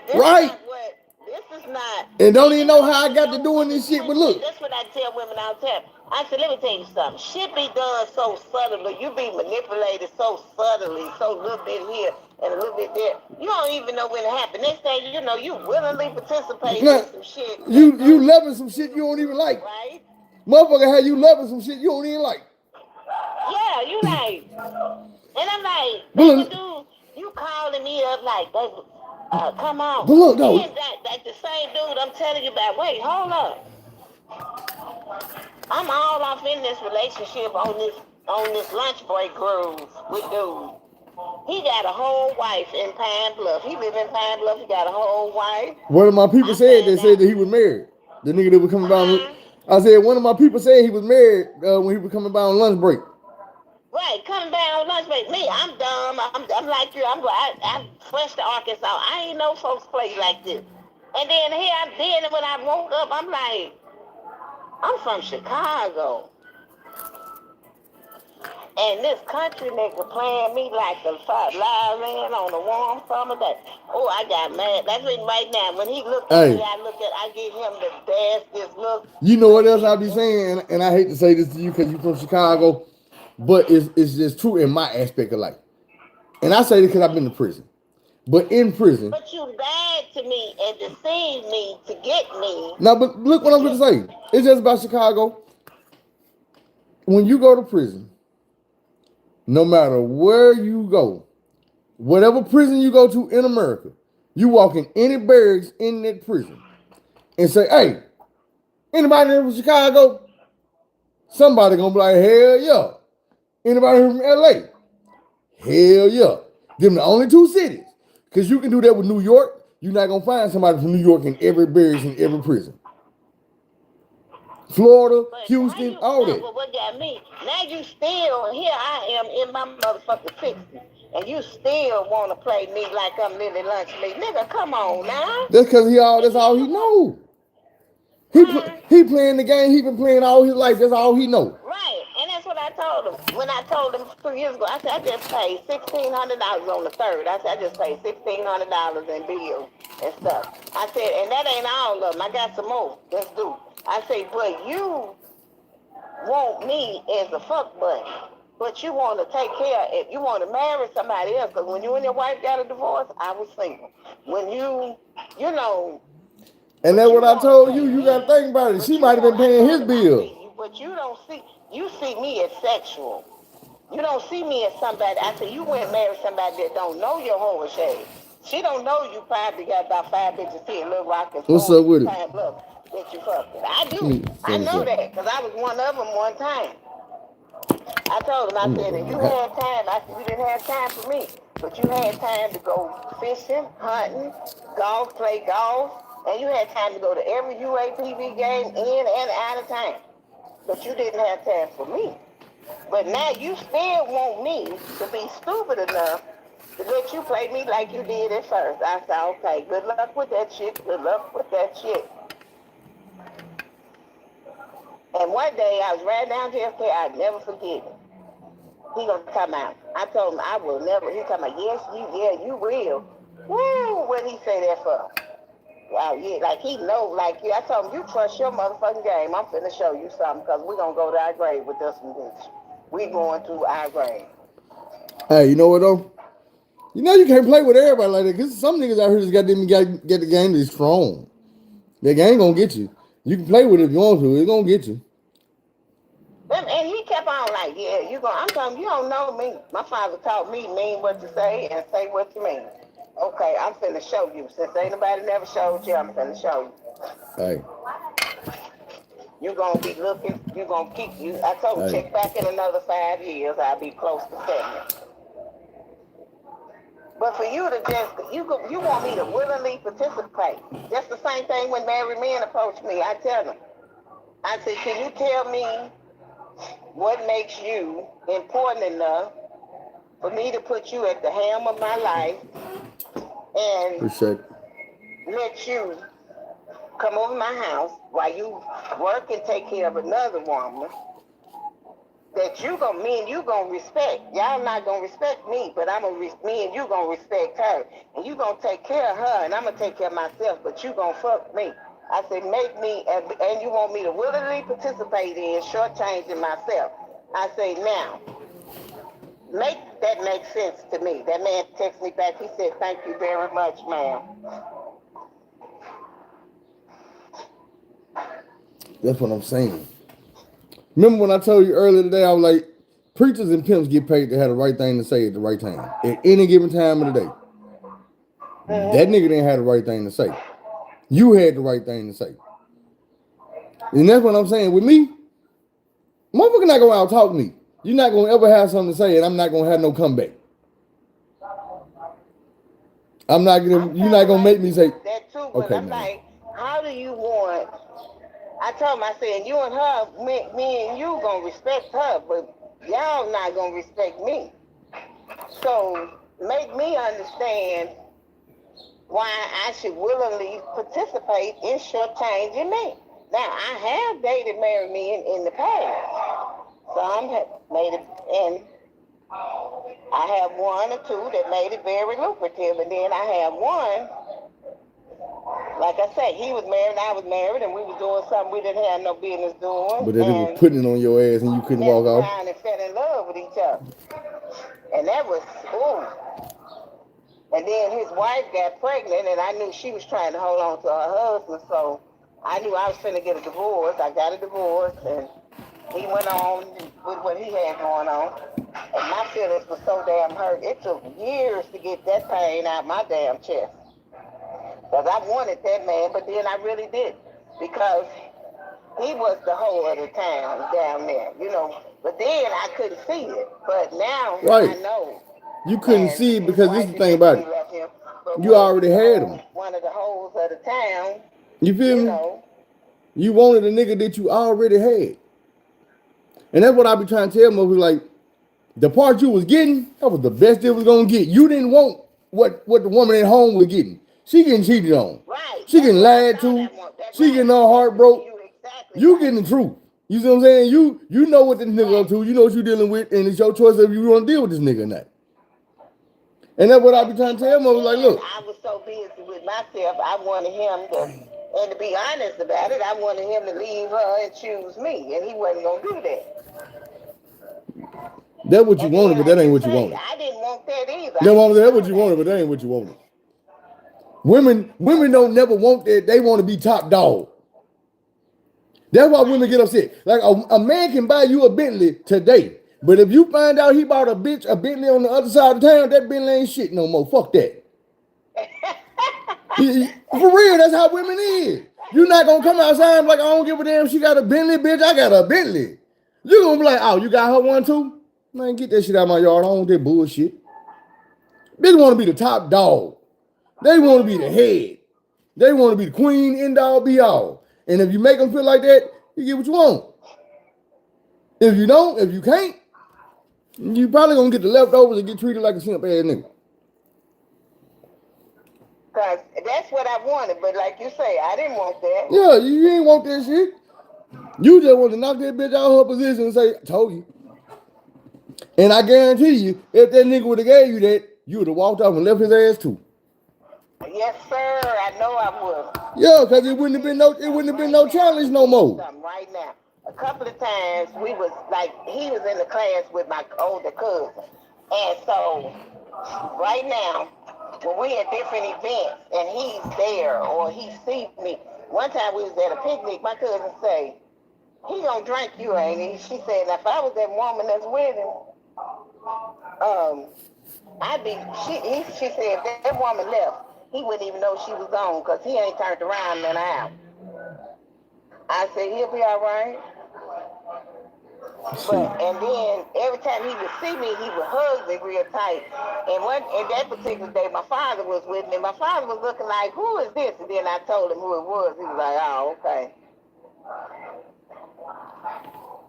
But when I think back on it, no, I didn't want him. But then I did, and then I really didn't either. Because like you said, I would have been gone. That's what I'm saying. I know the game. I know you ain't want it. You wanted to prove to yourself that you could. Because this is the thing about it.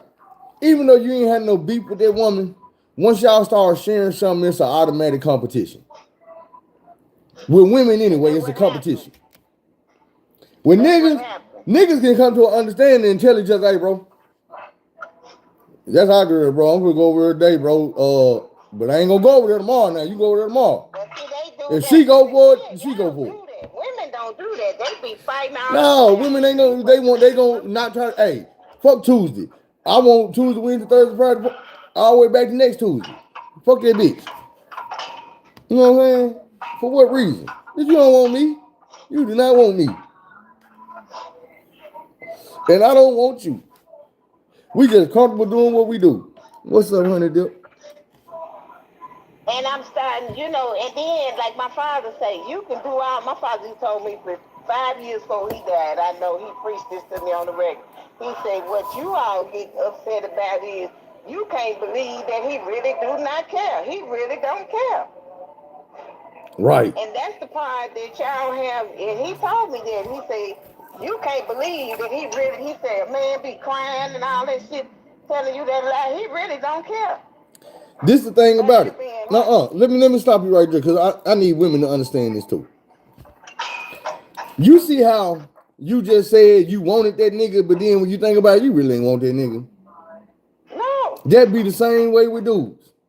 You get comfortable with a person, and the thought of them not being no more, that shit hurt. It get to fucking with you. Think about this: every relationship you in is gonna hurt, but a little while later, you ain't thinking about that nigga no more. You on to the next nigga or the next female. It might be 10 days, it might be 10 years, but eventually, you'll get over that shit. You know what I'm saying? I think the attraction ain't even there for me anymore. Not now. Not like it was like a year before I could even go down there again. That shit had my head. And do you know that pain stayed up in my chest about 10 years before I journaled and got that hurt out my chest about. Because I loved him at that time. You know what? Yeah. I don't even know if it was love. Let me tell you what it was. You was comfortable. Let me tell you what it was. As Virgos, we're Virgos. I'm telling you what it was.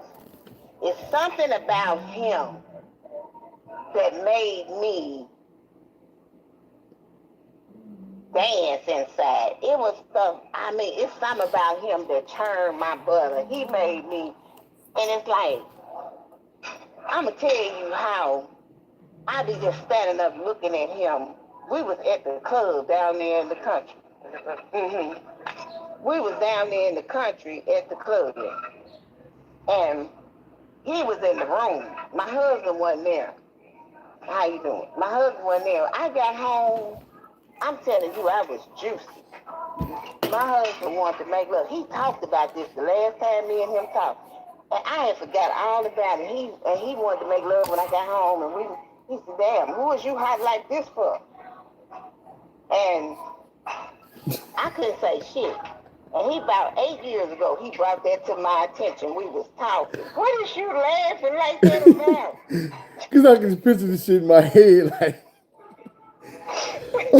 And so it's some. I told him. I said, "It's something about you that make me want to lick you under the bottom of your motherfucking feet." I don't know what it is. I mean, he turned something on in me no man never did, and I don't know what it was. The first. He made as much as we talking. I'm a talking motherfucker all the time if I'm around some people. I be standing up. Look, when I first was seeing him after I got grown, I knew him as a child. I couldn't even talk. I'm just standing there. My cousin said, "What's wrong with you?" I'm like, "Nothing." Shit, can't talk. And the first time he kissed me, I shook like a leaf on a motherfucking tree. Ain't no man never had Look, me time out. like that. Time out. You killing me with this shit you saying.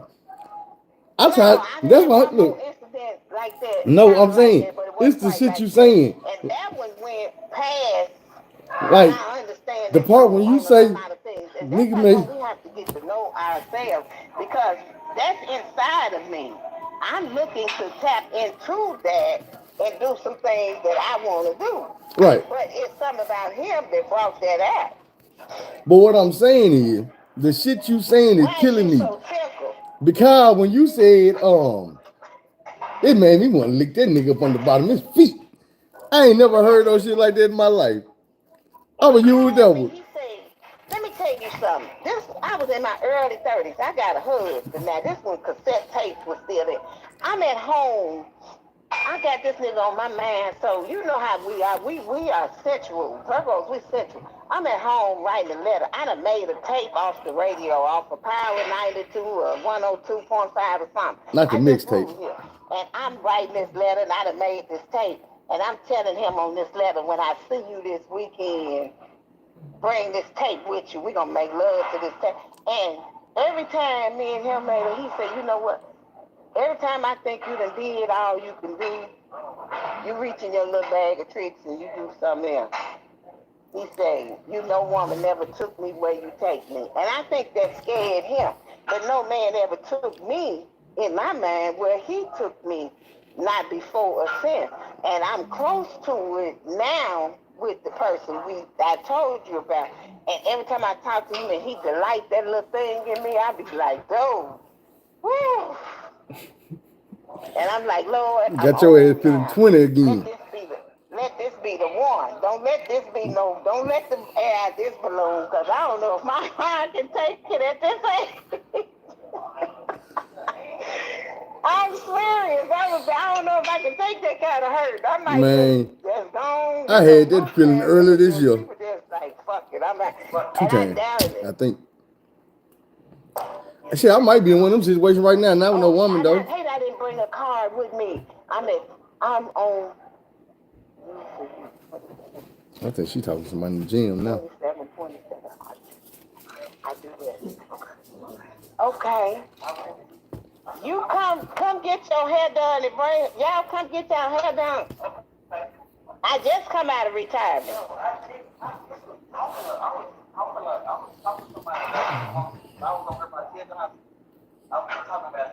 I used to have and I worked there for 8 years. If And that's a now dude, I'm on y'all Arch can't see Street. her. She built up like she like You know what 25. I Brewster's swear to place God. is? Brewster's too, next Ass door. and hips everywhere. In the gym working out right now. Dude over here, this nigga Uh-huh. ain't trying to get his hair done. I'm over here telling him how you built up and how you shaped and how this young nigga over here ain't trying to get no damn hair done. Man, I be tripping. Hey, look, I ain't lying. I'm in the car. I forgot to We bring. gonna I do some didn't mean to videos with bring her him where in y'all can here. see her. My Shit, name is trip. Carol. And you can find me on Facebook. You I'm see a Carol trip in Brewer. person like she like this shit y'all heard. This shit real. This is not an act. What you say? I told Everybody in the I world told won't this know shit is where to real. This is find me. not an act. What is it? Carol Brewer. I'm gonna give y'all a hint. The nigga My she little talking about that gray got her head hyped up. And I see. Okay, look on there. You will see where I'm at. Okay. one of my partner. Huh? I'm talking to you folks on live on YouTube and tag. Oh. While I'm doing my back and biceps today, I'm telling you, I'm gonna get my back like that woman. I wish I had enough upper body strength. I've been over there on that thing where you put your knees on it and your waist. I can do about 175 pounds of not my weight, but about 45 to 50 pounds of my weight because I put 175 on there. But I want to be able to pull myself up on one of them things. I've been wanting to get on there and hold on as long as I could and see how long I can hold on before I have to let go. But You know I'm what? scared I might break some shit. I'm gonna tell you the But I'm truth. gonna try it. When you're doing pull-ups and when you're trying to learn how to do pull-ups, that's how you start off. By getting up there and hanging, holding your body weight, it strengthen your arms up. For real. Okay, that's what I want to do, but I'm scared when I let go because I broke one of my ankles. I'm scared when I let go, am I gonna land? All right, well check this out. You know them steps, like how you be stepping when you doing like tie boy or some shit? Get you some of them or a box or something to put down there up under you so when you step down, you don't got to come all the way back down to the ground. You just come down to that and then you step down. Okay, yeah, they got some, them step things downstairs. I Yeah. have to bring it up here. Because I've been I've been looking at them things. I've been looking at these men. I've been like, how do I do that? And I look at them women. I wish I had known when I was young and everything was in the right place. Like them strippers. And I'm paying to go to the club Time all out, night time because out, I can time out, dance. time out, If I time had out. knew I could get paid. You ain't got to do all that to get paid. You can get paid right now. And I ain't talking about none of that bullshit. I said I ain't talking about none of that bullshit. That's why I just told you I'm going to bring you on my YouTube, get you on here telling your story. We gonna get you your own YouTube channel. You gonna make some money on YouTube. The niggas look with all your clothes on, they just sit there and look at you. I'm like, Then they gonna look at you. Man, y'all will sit there and listen to her talk about baking cakes. But if I had known that I knew, and when I was young, the Playboy Club, they had the Playboy Club. You haven't had a Playboy Club and stuff. I wanted one of them bunny outfits bad as hell, but I knew my father would my father had rules and integrity and shit. You couldn't That do nigga that. will go I beat come home your talking ass. about I'm working that shit. I'd have got this on, put out. It wouldn't have never spoke to me ever You like, again. you been down to the Playboy mansion, huh? I know, I wanted to. You might But when well I move look your at ass in the now, when Playboy I look mansion because you at can't live now, here. when I look at when you look at them things on A&E, now I thank God that I didn't know. But back then, Oh shit! Don't tell me you're gonna pop up on the Freaknik you got documentary. them. But I'm glad I didn't know I could make $500 a night. I would have never went to college and none of that. Should have bought These nigga fuck. little young motherfuckers, they is shit. I'm looking at this woman talking about she owned that podcast with Cam Newton. She a DJ now, but she say she was in Las Vegas. You got to get a room for your mama. Say what? The woman you go Cam Newton and her name is I don't know what her name is, but she a DJ now. But she used to be a dancer, and she say in Vegas one weekend, he asked her, what's the most money you ever made? She said she made $36,000 in one night. I can see that. Don't you know you wouldn't be able to tell me shit? And back then, if I had made $500 in a night, I wouldn't have never worked nowhere. But let me tell you something though. That's how it happened right there. That's pimping. That's pimping. Cause let me tell you something. No. But let me tell you. Let me give you a scenario. Let me talk to you. Say I come to you and I'm pimping. I'm telling you this and that. You can make this type of money, that type of money. You gotta see it to believe it, right? So let's say I got a homeboy that's also a pimp or he assistant pimp or whatever. He do what I tell him to fucking do. Here, nigga, take this $1,000 of my money. Go in the room and give it to her. When that nigga put that $1,000 in your hand, you is motherfucking hook, line, and sinker. Cause like you just said, if you could tell me I can make 500, he gonna put that 1,000 in your hand. You gonna bring that shit back to me like, here, daddy, and I'm gonna hand you back 500 and be like, that's your part. Your ass gonna do this here. Guess what? Never again. But you already there. Ain't no turning back. You already selling pussy. You certified pussy seller. Get your ass in that shit. I said, after that, you certified pussy seller. You ain't no never again. You can do it again. You might not get that 500 or that 1,000 again, but you will do it again because you done it now. The next time I'm gonna be going for 1,500. Each time you go, and like my son, I've never been in a strip club. But that's how they work. That's how they go. See what was going on. I ain't had, but I want somebody to go with me. I'm not going by myself because I need somebody in case somebody try to touch me, keep their hands over there. That's what pimp do. You know. I told you I wanted to be a male stripper. That was my dream when I was a child. I wanted to be a male stripper when I grew up. Like I was a kid. When I was a kid, I knew I wanted to be a male stripper when I got older. You been doing that too? You been did that before? I did it one time. One time? For one girl. She was a stripper. We was at a party and I put it. Hold on, because I'm hearing every other word. Let me recharge. Let me boot this thing.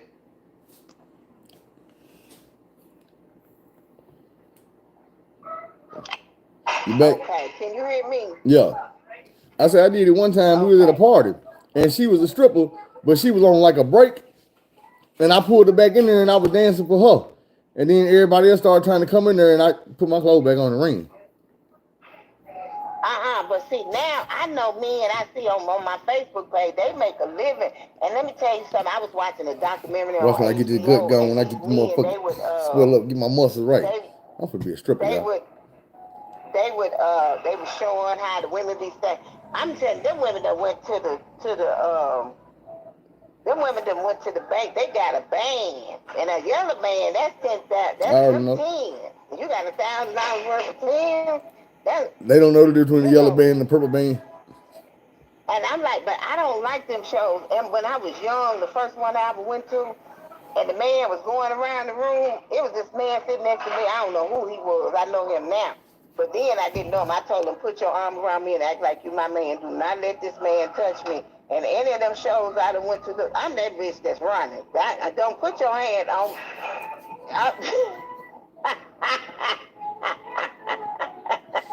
She's like, look, don't touch, nigga. You can look, but don't touch. Now, I'm running. Because I'm like, this is not my thing here. I don't do this. And you're not going to have me in that floor with my good clothes on, with my heels in there. And I see the fanciest woman in the room, in the floor, getting her suit made. You said you can't say this. We're not doing that. She's like, nigga, you put have me in this good floor with my good clothes on. We ain't doing that. That's what you here to do. But all I can tell you is if you're going to do it, don't do the shit halfway. Energy from a person. That's what I like about people. I don't like people, you might find somebody, they might be attractive. Just like I get that energy from dude. He ain't nothing like my friends would say, oh, he a nice man. My friends be girl, no, not him. I'm like, yeah, him. Because I get that energy from him. Yeah, because you want a thug gentleman ass nigga. Mm-hmm. 10 years in the prison penitentiary, but now he changed. And people that's been there, they can talk about something. They can tell you their experience. It do different things to different people. Some people it better them. Some people it make them crazy. Some people they come out here and they ready. They don't never want to go back no more, and they gonna get on down. Ain't going back. And then you got some that get institutionalized. They keep going every couple of years. It do a lot of things to different people. But I have met several different ones. You know what it is? Gave some great character. When you come home from prison, man, it is such a fight and a struggle. A lot of niggas give up. Especially if you ain't got no support system, you ain't got no help, no encouragement. A lot of niggas gonna give up. And that's how they end up going back Because like I tell them, man, it's the shortcuts you're gonna take in life that's gonna end up fucking you up. So when you give up and you decide, you know what, I'm not gonna keep looking for a job. I'm not gonna go to work today and these white folks steady pissing me off. I'm gonna go over here and hit this liquor. I'm gonna go over here and do this. You going back, bro.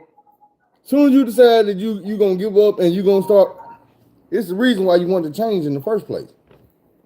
People forget. Right. You get so far away from your consequences and you forget about them. And one day them will come right back and smack you in your damn face.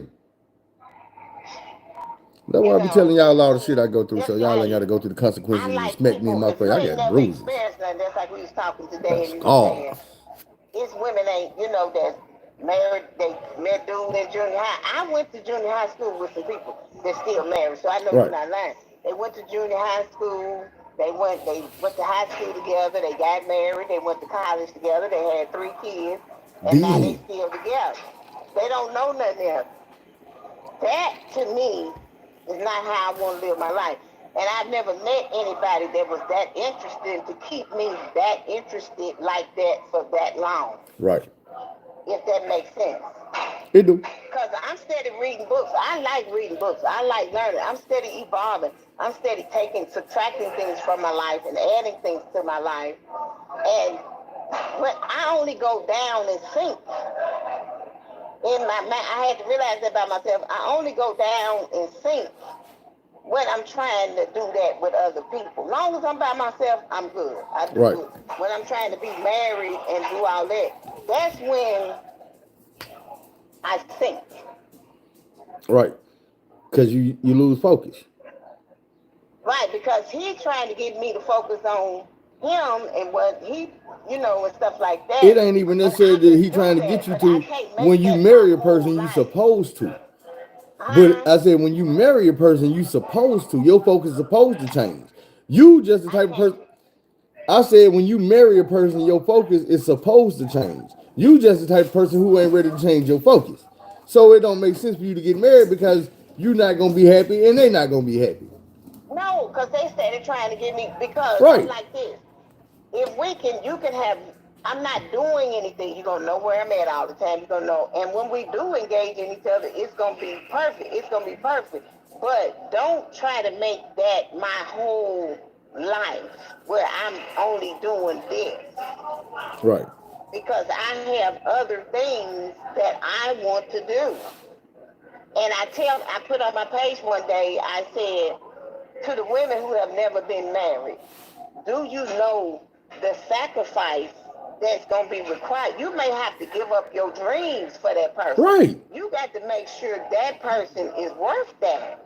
And the thing is, that person giving them their dreams for you, and if it ain't what y'all both want, y'all gonna resent each other in the end.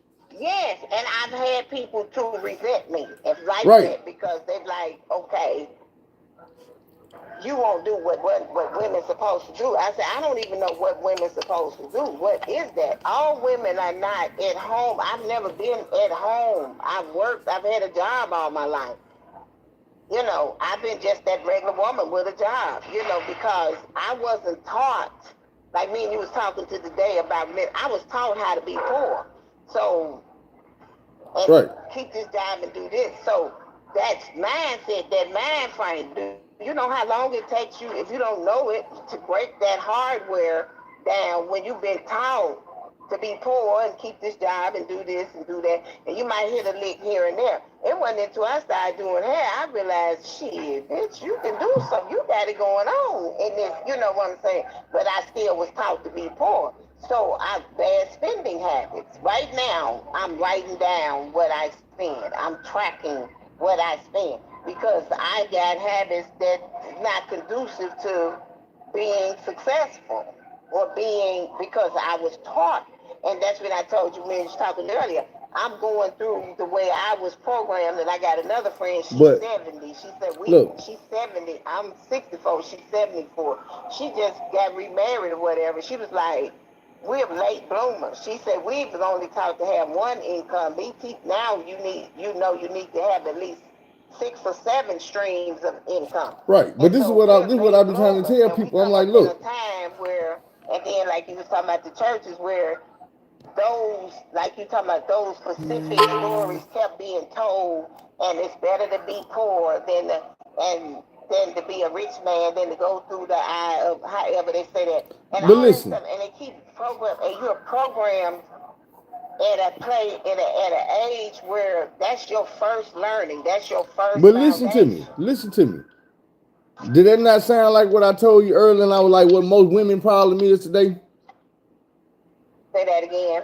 I said, did that not sound like what I told you earlier? And I was like, what most Right, women problem is today? That's what I'm saying. When Just you like were you say, they talking need 6 today, or 7 streams of and income, if you but they had don't seen want to my do the journal, income part. They want to you go would get it from a know dude. what I'm talking about. That programming from the ages of 0 to 12, you fresh, you like a sponge, and then you look up, you 50 years old, you still making decisions through that information, because and you can hear all this other stuff. You can hear, I went to school for finances. You can hear a lot of things, but that's what you learned first. And Right. it's like a It's your computer. foundation. It's hard, that's your hard drive. And you operating from your hard drive. That's what I was saying. When we was talking about the Bible, that's what I was saying when I was like, look, they will start teaching you the Bible before you can read it yourself. You don't go to first grade and they start giving you calculus books. You got to work your way up to that. And you were taught that rich people was ugly and mean and this and I even had a fear, if you want to be honest about it, that if I had too much money, I would be haughty. You know how people get money and they be haughty and arrogant and ignorant with it, you know. And then there's people and I was telling my son, I said, the richest people in the world is the man right here, right here in Little Rock, I know got mad money. White man. You can't tell he got money. You see him at the store, he got on some shorts, look like he just got him out of the But you know why? laundry basket. He got on a wrinkled t-shirt, his tie ain't got no bump on it, and he got his feet up in some slides. But you know why? Because when you get to that level, you ain't got nobody else to impress. Right. Just like if I walk in the room and I know good and well I've been walking in the same room 20 years and I got more money than anybody in here, what the hell made me want to wake up in the morning and get my best on, put my jewelry on, put my clothes on, get creased up to go in here and impress no damn body? Mm-hmm. Or I'm walking around every day impressing everybody and everybody got their hand out. Oh, look what kind of car Phil drive. Phil, let me hold something. Man, I know you got it. Man, you know how many times I done put, look, I told him, look, I got one store, but you already know about my cars and shit. You know when I had the drop top BMW, you had the Benz drop top Benz. Before that, I had the silver Benz. And it's a little young dude who used to hang out outside the gas station. Not the gas, the liquor store. So I pull up one day, and I don't know this dude, but dude run up on my car, had the top down. Damn, man, bro, you got to put me on, You got the other car. I'm like, bro, who is you? Where I know you from? He like, man, I be seeing you all the time. Man, I know you got that money, bro. You got all these cars and shit, man. Put me on. Nigga, get a pound. Say, bro, man, I don't sell drugs, bro. Man, what you do? Man, I work hard in the motherfucker. I drive trucks, my nigga. Well, I don't work hard, but I work honestly.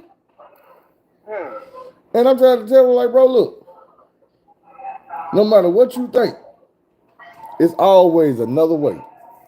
It's always another way. Nobody told me, like you say, about the 500.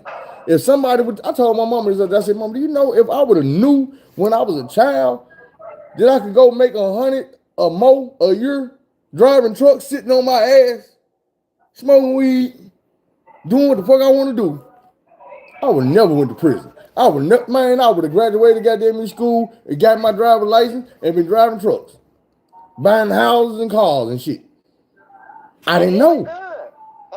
I'm thinking the only way a nigga like me was gonna get 100,000, you wanted to get in the streets. I just wanted to see the whole damn United States. That's all I wanted to do. I wanted to see the whole United States. Because I'm like,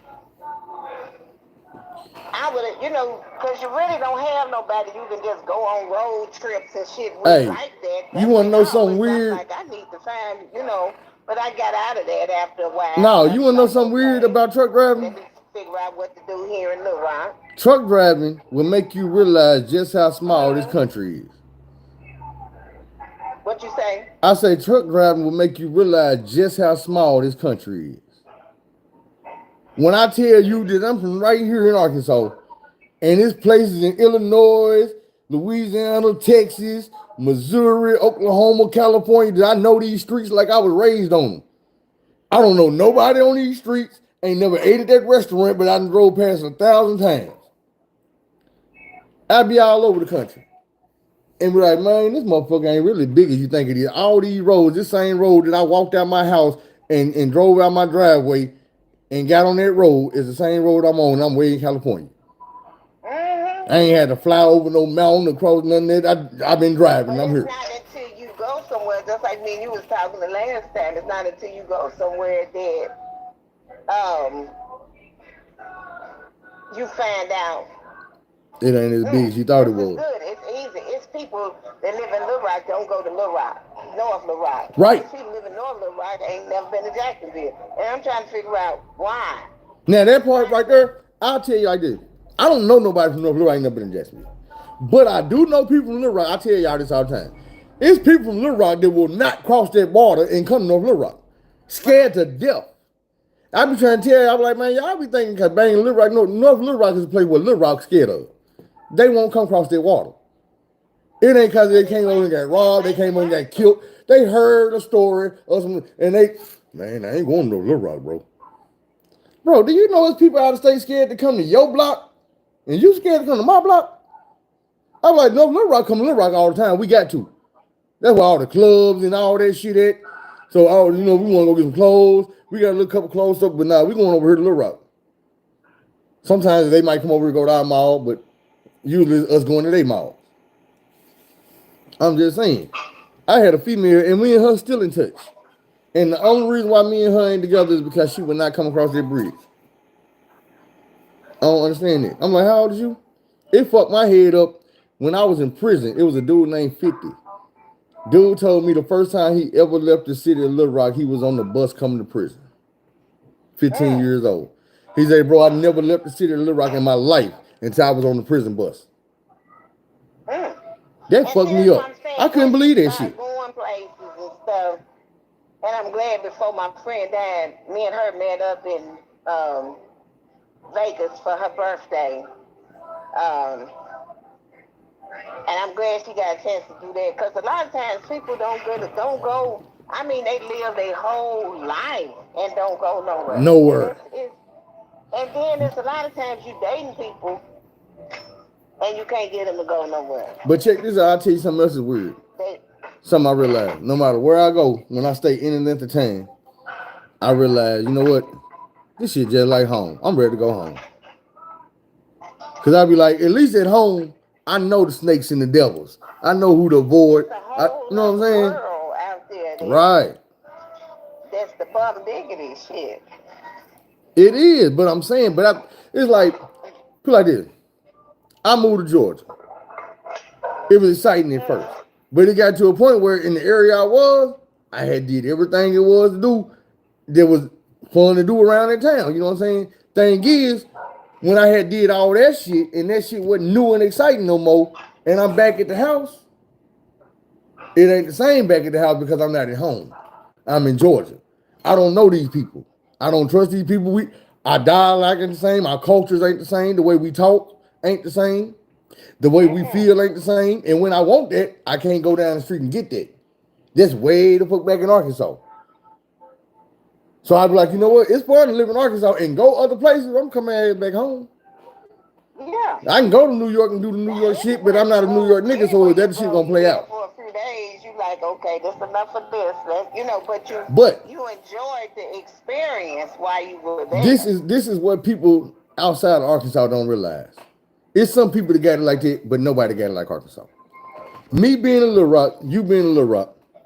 If I get tired and I don't want to be in Little Rock no more, or you don't want to be in Little Rock, you know exactly how long it's gonna take you to get to Dallas.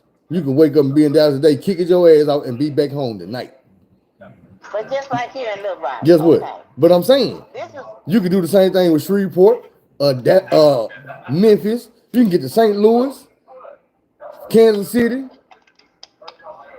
Tulsa, Oklahoma. Wherever you want to go and kick it, you can leave Arkansas, go kick it, and come right back.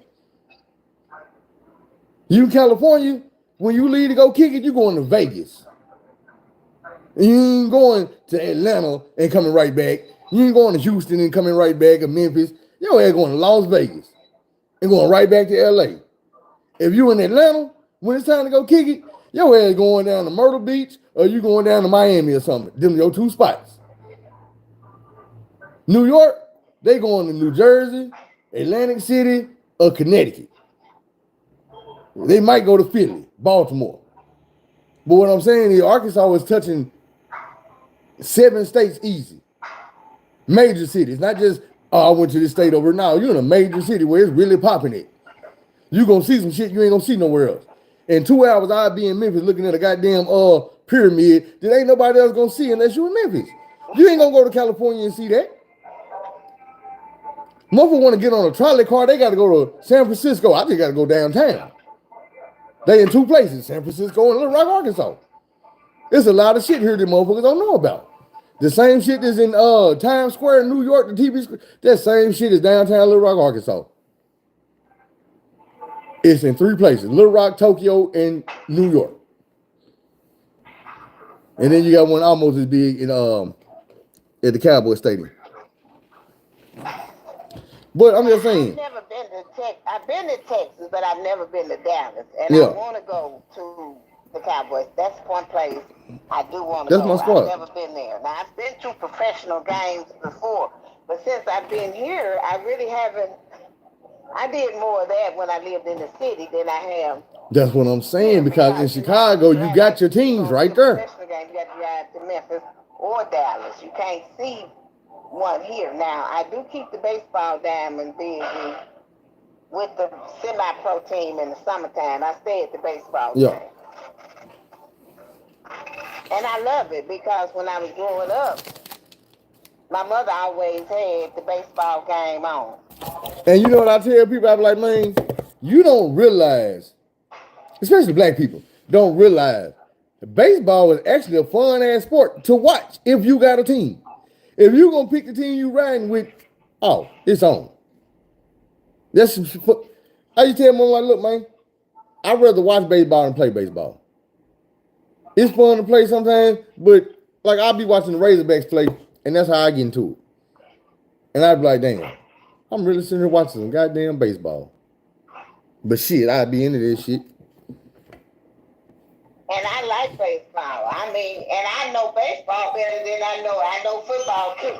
But I know baseball better than I know any of them. Well, baseball and basketball. And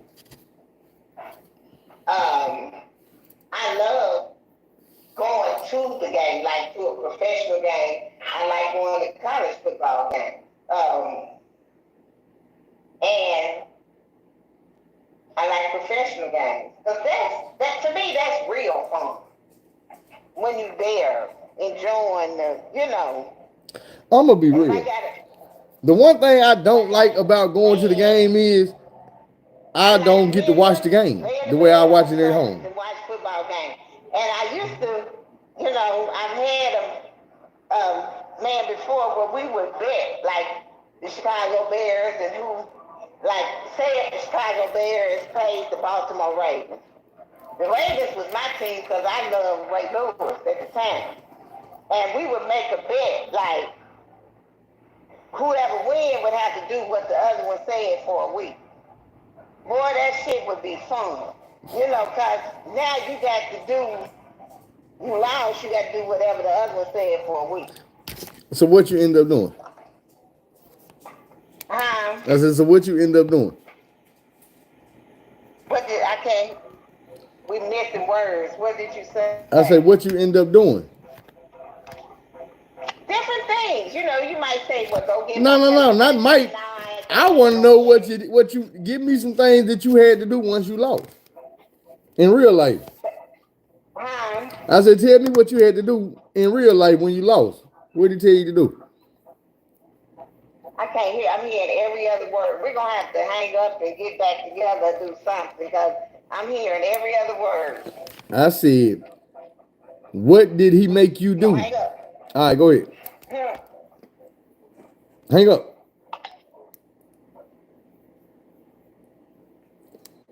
I'm trying to find out what she had to do during that week after she lost, because you know she lost. I'm trying to see. Because my man, you can't tell me you got to do what I say for a week. Damn, my ass tight. It's going to be some shit. You could do some shit. Might well get prepared.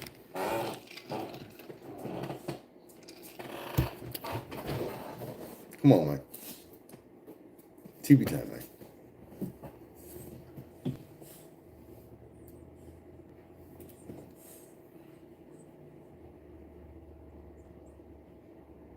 Guess what, man? Look at it. You stink. You want to take a bath.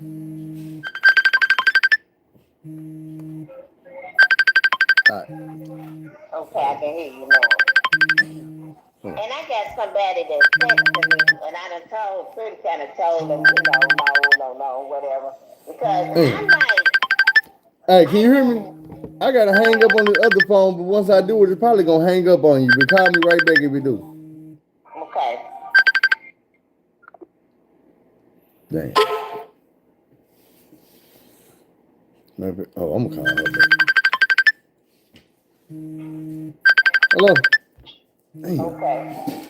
We gonna have to hang up. I'm gonna call you back because this thing is still ringing on my other phone. Okay. All right.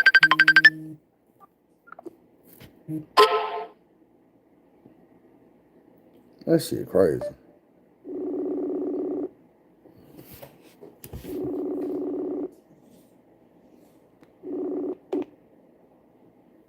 Okay.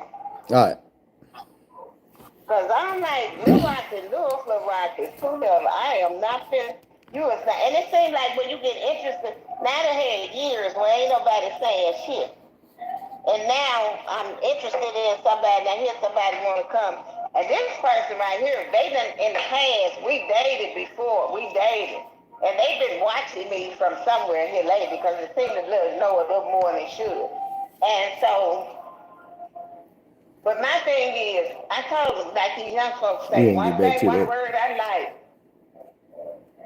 like you just, when you fumbled me. Now, about 8 years ago. Now you done went and got the meat skin off your head. Now you want to come back. No.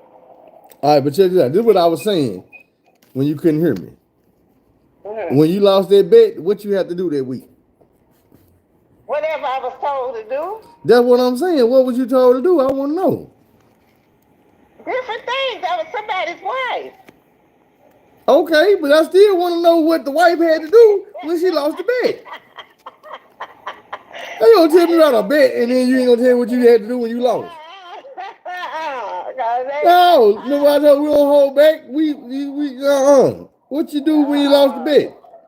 Whatever I was told to do. Okay, so what was you told to do? I wasn't told nothing. I wasn't told to do nothing, that we hadn't done. So. Okay, so we all grown. What did you have to do? What was your you ain't, I don't know. That's what I'm trying to figure out. It's some things I would have had to.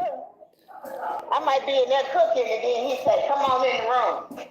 I'm like, well, cut that off. Come on in the room right now. So would have to cut it off. That's normal shit though. If you in there cooking, I say come in the room, you're gonna come in the room. If you don't, then you just gonna get it in the kitchen. Under normal circumstances, I might say you gotta wait till I get through. Wait till I get through cooking. But see, you don't know. Hey, see, my woman couldn't do me like that. Cause she'd look around and I'd be got started without her right there behind her in the kitchen. She was like, what you looking at? Shit. What you looking at? You better catch up, mustard. I'm with the shit around her when I get started. Tell me I better wait. Better wait. Man, what you cooking? Watch me stir it up. Put this thing in your pot. Yeah. What you gonna do? You look down and see an extra turkey neck in them greens.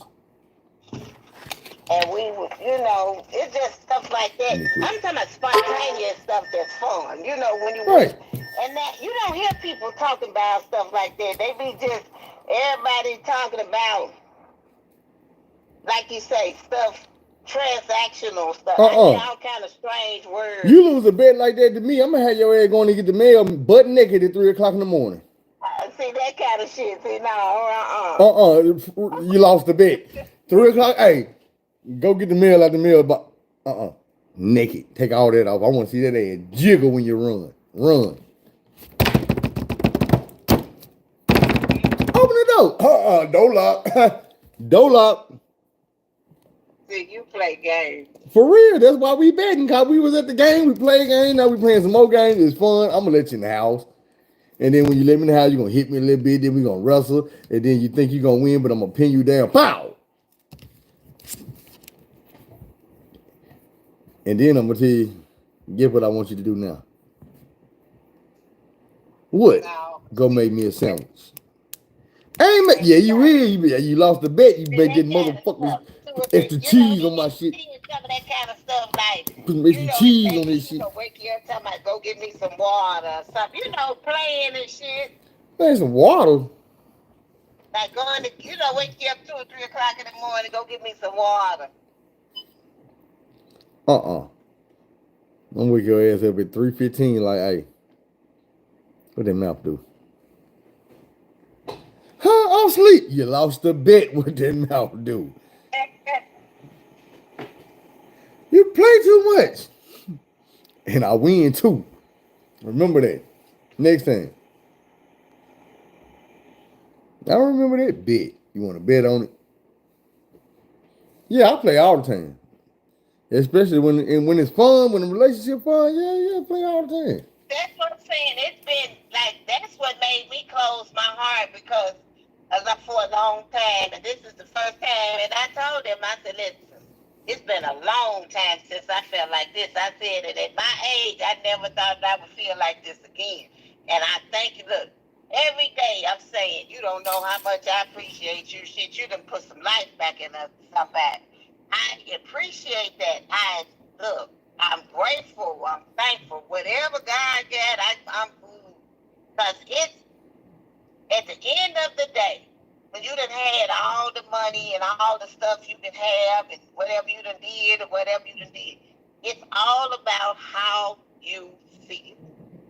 It's about how you feel, and it's about how you see yourself. And most folks that's going through life and they're not really thinking about how I see myself.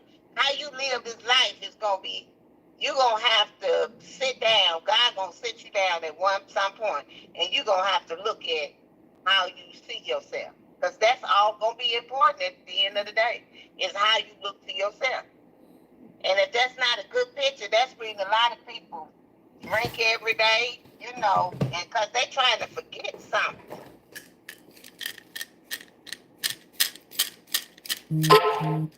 Folks ain't getting drunk for nothing. They trying to forget. You know what? I told them it's a pill bottle. That's your life. And at the end of your life, when you look in that bottle, the only pills you're going to see in that bottle is what you put in there. So if alcohol, being a whole ass nigga or a thief or whatever it was that you put in your bottle, that's what the hell you going to have at the end of the day when you dump that shit back in your hand. It ain't going to be no handful of good shit if you wasn't putting good shit in your bottle. Your life is yours. Whatever you put in your life, that's all you're going to have at the end of the day. And how it looked to you, whether you feel like I made mistakes with my life, all I did was make mistakes, or all I did was this, or all I did, whatever your plight is, that's how come people be angry. And I promised myself that when I got to be this age, I would not be angry or bitter, because when I was younger, old women were angry.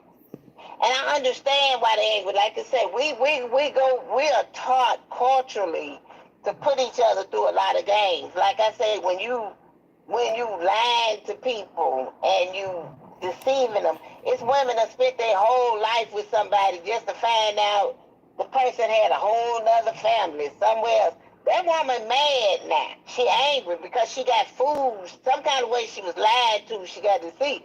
That kind of stuff. And then just like too, when men find out They done raised 3 or 4 kids in the house. They got 7 or 8 kids, and 3 or 4 of them ain't none of his. All of that creates a level of anger in people that's been deceived because now they don't trust themselves because they made a decision. They trusted you, and I had to learn. Okay, I didn't make a mistake.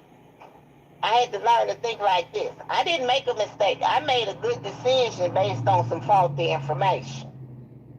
Right. So now I don't blame me because you lied to me. There was a time I'm like, damn, all niggas do is lie to me. I must have a sign on my fucking forehead that say, just pick me and lie. And I believed that for a while, but then I stopped because I had to realize I wasn't making bad decisions. I was making good decisions based on the information that was given to me. And like, folks, you have people to tell you, well, you should have knew that nigga was lying. How I know he lied? Until God showed me he lied. And see, then you got family members and friends and stuff that make you feel like a piece of shit. Because you'll be like, girl, you should have knew that nigga was lying. That shit don't even sound right. Shit. Niggas be putting on some Academy Award winning performances. You ain't gotta tell me. I swear to God, that's how my little brother is. That nigga would tell you a lie, and you would know it's a lie, and still want to believe. And your heart will be telling you, man, I hope this nigga ain't lying. The whole time you going for the bullshit. Let me tell you now, there's some shit me and you can write a book about right here. I tell women all the time. And see, my father used to tell me, Carol, shut the fuck up because you're going to need security. You're going to need some security. Keep running your mouth. And see, I had to learn, like when I'm doing hair, to shut up. Women be talking to me and I be just saying, Sometimes I might say something, but see, my father told me a long time ago, he said, Carol, shut the fuck up. Because see, women listen to me. Women don't know. And see, it's a little game that's played that I had to learn. It's a little game that's played that make you doubt yourself and trust the person that's lying to you. And you can know he lying, but you don't trust you no more. So now you, the only person you trust, you know he lying, but you can't even get your mechanisms back to work right. Because you know, because you're being manipulated. You know he lying, but somewhere down in you want to believe it because you trust him. You don't trust That's what I'm saying. You want this motherfucker to be telling the truth so bad that you gonna go for the lie. I mean, and if you're gonna be honest about it, you praying to God that he make this nigga tell the truth, and God don't. He just let you hit the ground like a lead balloon. And that's what I told you earlier. I said one of women's main problem is they know a nigga broke and they want to fix him. Nigga, you can't fix him. He got to fix himself. And now he got you broke. That's what I'm saying. Because it's always going to be easier for somebody to bring you down than it is for you to bring them up. To rewire yourself, because now you don't trust yourself. Now you want to make some bad motherfucking decisions. Don't trust yourself. Now you've been, and see, it goes back to manipulate and play on the way you was taught. Now we as kids, we're taught to listen to our parents. They know best. So we're taught to look out and look to listen out here instead of listening in here. Then you got somebody that wants something that you have or want to control you some kind of way. Now he done sit and watched you long enough to manipulate you. Now you thinking what he wants you to think. Now you doing what he wants you to do. Now some kind of way he done tricked on you enough and manipulated you enough, you damn near scared to say something about how you feel because girl, nobody want to hear that shit. Oh, there you go with that shit again. You know, it's ways to shut you down to, and you being manipulated that person is important and you're not. And you willingly participating in it. And don't know why. Because you're being manipulated. And I've had to look at it. I've found myself in situations like that. And I had to ask myself, why don't I, when I realized when God showed me about 20 years ago, you don't trust you. You're trusting the person that's lying to you. When you don't trust yourself, you fucked up. You might as well just go lay down somewhere. I'm telling you, because your life is finna go, and you're gonna be hollering about look at what they did. No, look at what you participating in. I had to look at what I'm willingly participating in. Ain't nobody got no gun on me. Ain't nobody making me. I'm abusing myself for this person. Right. Because this person, and that's when I started studying manipulation. At first I was angry and I despised it. And every time somebody started trying to work it on me, oh, I would burn their ass. I would scorch that ass for them. But then I stopped and I deliberately hurt their feelings because I'm like, you trying to play with me. I was angry. But once I got through being mad with myself about, and then, and like now when somebody starts, like I say, trying to see what they can get you to do or trying to, it's little ways that you know this person, it don't even feel right. You know this person, you can tell when you're being manipulated because it's uncomfortable. And to do it makes you uncomfortable. Right. And so I'm like, then when I feel that uncomfortableness, I know that's it, that emotional tug. I look at that person and I'm like, you don't have my best interest at heart. But you know what though? You know how many people find themselves in that situation where they know something ain't right and they can't help but to keep going forward. To go on in it because they don't trust themselves. Right. And that's how women wind up, like when they say, like what's a up, woman, Chris? like they say, a woman to take the charge. That's when a nigga say, when a one man say, you know, well, baby, you gonna take, and she'll take the charge because she more down for him than she is for herself. And so, and the way you get like that is he done played with your mind, and he done made you believe that. And what I call, but you know what though? You can do yourself like that too. I'm gonna tell you why I say that because I had points in my life. I had points in my life where I had homeboys where I knew I would die so they could live. I'm talking about where I literally had this talk with myself where if it came down to it, my nigga, I would give my life for this dude. And I had to get to a point where I said, you know what? Nigga, hell no. It ain't not one person, I ain't gonna say not one person, but outside my mama and maybe my child, I ain't finna give my life for nobody.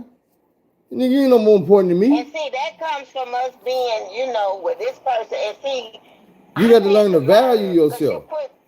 You have, right. And when you don't have, and then when you've been constantly told and treated like you don't have none, no worth and no value, you have to go find that. And see, what I want people to know today is you got to come out the gate with this self-esteem shit. Because if you don't esteem, and see, well, I come along at a time where people say, you don't esteem yourself, you let other folks, ain't nobody in my life, family included, except for my parents and my father, that praised me and said, you know, you got to have somebody all your life saying, that a girl, that a girl, that a girl, that a boy, whatever. Because when you've been towed down and put down, oh, you think you this, oh, you think you that, oh, you this, you that, you've been towed down, and see, that's what we do to each other. You see on social media all day long where folks taking digs at each other. You know, that men taking digs and women take, and you tow down, and we're listening to each other, but we're also hurting each other's feelings. And we'll get on these things and we'll talk and we'll tear each other down. I've seen men, if a woman sends you a picture of her and her panties, don't get mad at her and put her and her panties on Facebook. But they'll do, you know, we'll tear each other down. We set out to destroy when we're hurt. But you willingly participated in it. And that's what I had to look at in myself. I'm not hurt no more. I'm hurt. I still got some hurt, but I'm not as hurt as I was because I had to look at my part in it, girl, and I had to look at my frame of mind. That hurt just turned to disappointment. Then you let it go. Right. You disappointed in yourself because when you look at the frame of mind I was in when I made that decision. Right. If you look at that, that'll take the hurt out of it. But if you keep looking at, well, he did this to me, no. I willingly participated because in my mind he was this and he was that and he was the other. When in reality that's not what he really was. Like you say, we lied to ourselves. Yeah, we lied to ourselves.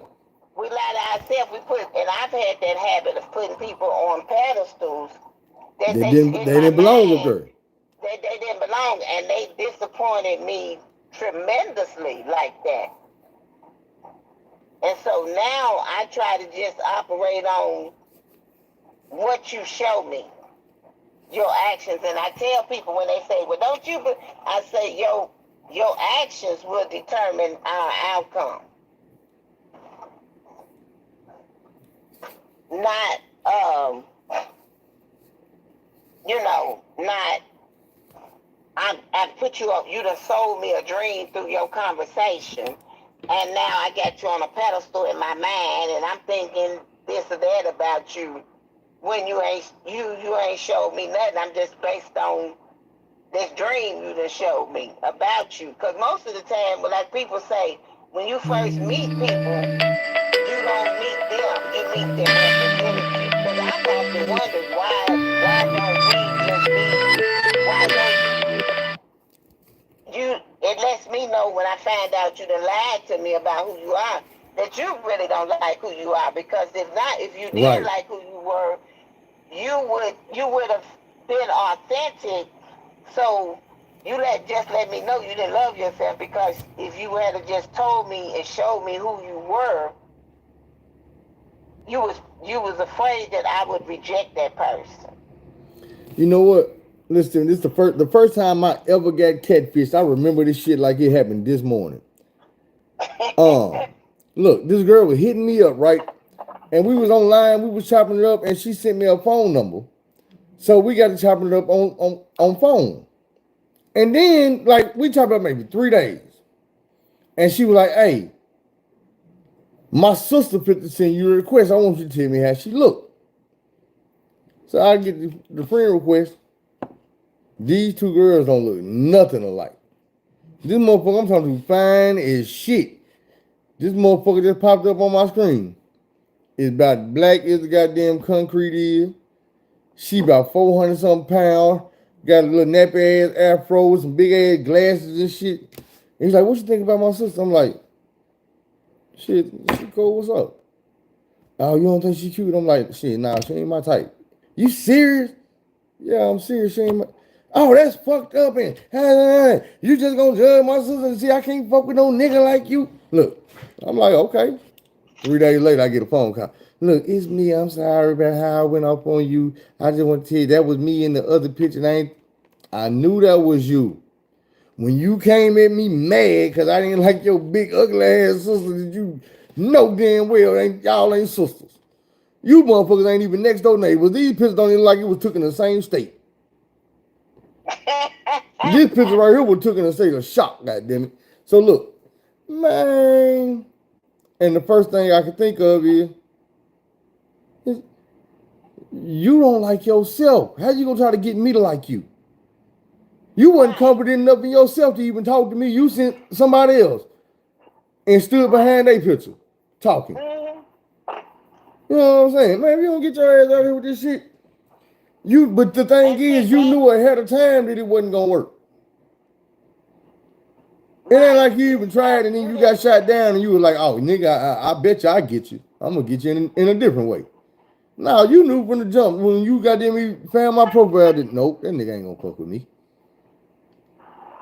Only thing is, it's so many things you can do to change your appearance. If you don't like it, you can take your ass to the gym. You can get in diet. You can go get some surgery. And I ain't saying nobody needs to do none of that, but I'm just saying if you don't like the way you look, then it's something you can do about it. There ain't nothing I can do about you not liking the way you look. I can motivate you. I can, you know what I'm saying? I can talk about you or something, you know what I'm saying? But I don't care how many times I go lift them weights over there, you ain't gonna get not one muscle.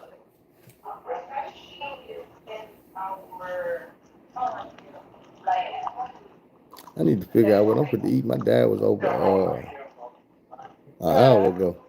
I said I need to figure out what I'm gonna eat. My dad was over an hour ago. down here getting some boxes from a friend of mine where I used to work at the Blood Institute. Mm. Hey, Crystal. Nah, my homeboy. Hey, I come to get the boxes. In the Cobra Club, got him. Oh, okay.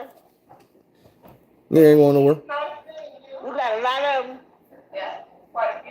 Hook, line, and sinker. It's over. I'm gonna start doing videos with her so she can tell y'all some of these stories. When I get in person, I control what we talk about. Nah, I was telling them that I'm gonna do some videos with you in person. That way I control exactly what we talk about. We can get them stories out you. Right now, we just getting a bunch of knowledge and game, which is good too. But the thing is, I be laughing because a lot of the stuff you saying is the same shit I be telling you, just saying it in a different way. But it be the same shit that I be trying to tell them. I'm like, look here, man. I'm not telling y'all no bullshit. Man, there's so many, look. Taking shortcuts in life, trying to, you know what I'm saying, trying to sneak and shit, trying to be sneaky, man, that shit right there gonna get you fucked up every time. It's gonna get you fucked up that's just how life works. This shit don't work. You might as well do it right. Look, I'm gonna give you a perfect example. I'm gonna tell you the perfect example. If you stay up late night or you know what I'm saying, you see the infomercials, they be trying to sell you like fat loss pills or whatever. You know what I'm saying? I seen one of them on Facebook and they was talking about lose 15 pounds in 7 days. Nigga, how you gonna blow it off your ass? No, ain't no pill. You can spend all the money you want to on a different pill every month. You're not gonna find the one pill that's gonna do that for you. I promise you not. You're not. Them shortcuts don't exist. It's a reason why when you look at the exercise equipment they selling you, the nigga that's using it already got the six pack and the abs and all that shit. He didn't get it from this machine that just came out. They want you to dream. They not gonna show you no nigga like me out here working out like, yeah, bro. I'm getting it. But that's how you gonna look. This nigga got the six pack and shit already. Want you to dream about it. Hell yeah. That's why supermodels sell the clothes. You not gonna look in them clothes the way they look in them clothes. Because if you was, then they be paying your ass to wear the clothes instead of you paying them to wear the clothes. You see what I'm saying? It's a difference. Everybody not gonna see that. Right now, I seen some shit I can't unsee. I walked in the bathroom over there and I had a lot of clothes off and I looked in the mirror and I said, hey, damn. You know, that stood up like, boom. And that right here was in here. Pump it up a little bit. Oh, boy, you be... Man, I got on last time, ordered me some weight. Shit. That been every day. Let me stop eating the way I used to eat. Eating all the junk food and shit. I might start back, but right now, I'm doing my best. You know what I'm saying? Motivate y'all, man. I just thought about it. I took the pictures yesterday, you know what I'm saying? Putting the back pictures. So I'm gonna do that every Monday and compare so I can see what I lost. Cause when I look down like this, I don't see shit. Now I'm saying I'll be taking pictures of myself now once a week so I can see my progress. Because if you just look down, you're not gonna see it. You gotta actually be able to look at it. I did that because when we come out of COVID, I had never been that big before. I was 275. I ain't but 5'3.5". Man, I couldn't walk. My damn knees was hurting so bad. I couldn't do nothing. I'm telling you what God does. And then people put them gel shots in my knees. And you could see, like you say, you saw my page where me and my son walked, ate this and stuff. I done put some miles on these knees. They told me they wouldn't last but a year. Shit. I'm about 3-4 years in, 3 years in. Shit. That's because you done built your strength back up.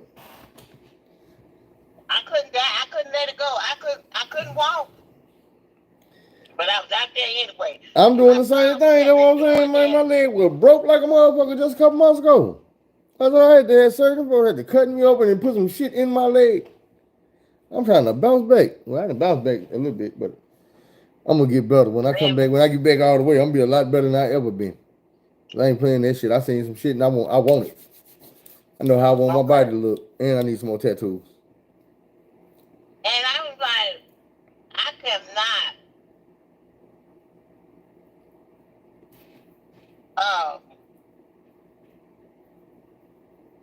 they told me it wouldn't last but a year. I'm like, shit, I'm finna get out here and walk. And then they was telling me they wanted to do surgery, but I was too big. And I'm like, no, we ain't gonna do no surgery. I'm finna. Every step I took was painful for a long time, but and one time I was so big, it was so hot out there. We started back right after COVID. My son was like, we posted on Facebook. He said, I think I almost killed my mama. My heart was Oh, slowing down, was beating hard. I had to stop. I would take deep breaths. I wasn't sure whether I was gonna make it. We back there in the woods, big damn bridge. You go over the bridge, you come back, then you go back there in the woods. We back there in the woods. I'm holding on his shoulder. I'm talking about, wait a minute. But that still didn't. I know I was dehydrated. It was 100 and something. I could have been dead. I didn't care. That next week I was right back out there again. I was like, I couldn't. I was too big. shit. If I had to sit down, I wasn't gonna do nothing but get bigger. And if I had to keep on eating and stuff, and I went to the doctor because I was sick when I turned like 60, and I was nauseated. And for years, I had been treated like it was a sinus infection. It wasn't no sinus infection. I'm allergic to most of the shit we eat, like flour and shit. So Yeah. he told me, he said, and see, if you go the Dr. Seeley way, my mucus, by me been feeding my body that stuff all the time and eating. The only thing I can eat now, I eat according to my blood type. I can't eat no fried chicken with no gravy. Let me tell you something, I love that shit. Fried chicken, gravy, mashed potatoes, smother a damn chicken, and I'm a pork chops or something like that. I ain't had none of that in so long. If I ate some, it probably wouldn't even be good now. I can't really eat out no fast food restaurants. Every now and then I go get me a Subway sandwich or whatever when I don't feel like cooking. But I can't do that because I don't for the even eat most, bread no more. and I do eat bread, but it costs $6 a loaf, and it ain't good. I can tell you, it's made out of grains and seeds. It is not my eating today, and I was addicted to eating like folks was. I've been struggling with my weight all my life, and when I looked at it through journaling, I had been fighting this battle ever since I was 11 years old. Ever since, my first, not my first childhood trauma, but my second childhood trauma. Yeah. And I had been comforting myself, and I just really, like in the last 4 or 5 years, made that connection that I was, that I was using food for comfort. I knew I couldn't quit eating it. I couldn't figure out, why am I doing this to myself? Because overeating is a form of abuse. Why Right. am I abusing myself? You wouldn't overfeed and I mean, I have struggled with this all. When I say all of my life, I mean all. And then we're not taught serving size and stuff like that. I eat once a day, but I only eat. And like I eat twice a day because in the morning I might eat some fruit. I might have a smoothie. And then I might eat whatever I ate for dinner the night before. I don't really eat traditional like us people do. I might have beans and cornbread last night. I might have a little half a cup of beans and a little piece of cornbread. And it has to be made with just cornmeal. I can't have it. Cornbread is traditionally made with a cup of cornbread, a cup of flour, egg, and stuff like that. I have to have like a patty made with just some cornmeal, then I have to have some kind of cornmeal that ain't really been processed the way this other stuff. And I have to stay as far away from processed stuff as I can get. No canned goods is in my house. I'm not supposed to eat out of cans. On occasions, I have to buy something like that stuff that go into cheese dip, but I really don't eat cheese dip and stuff like that on no regular. If I want some of that, I go get a little small container from a Mexican place and some chips and eat that, and let that be. I don't bring that kind of stuff in my house. How we I get on stay food? away from that. I said, how we get on food? Say that again. I said, how did we get on food? I'm talking about life, and life goes back to we talking about addictions and stuff, and I'm addicted to food. Food and most people are addicted to drugs and stuff, but I'm addicted to food. But then too, when I tried to go to 12-step programs about food, that never registered. And to me, they was mamby-pammying around it. And sometimes you have to just dig into stuff yourself and figure out why you're doing it. And it's also another behavioral thing. I had to pay attention to my mind. My mind was telling me to eat when I wasn't home. And it still does sometimes. I just don't do what it tells me to do. That's one of them things like we was talking about with the mind. You can't always do what your subconscious mind tell you to do. Right. But people, what you don't realize is your eating habits, your decision-making habits, all your things, all of it fits together. All of it fits together. Like you said, at the end of the day, when you done ate too much or you done overate or you, at the end of the day, like you said, when your stomach was sticking out like that and you pull your shirt off in the front of the mirror, you disgusted. You be disgusted with yourself when you done did this to yourself, doing what you love to do, eat and drink.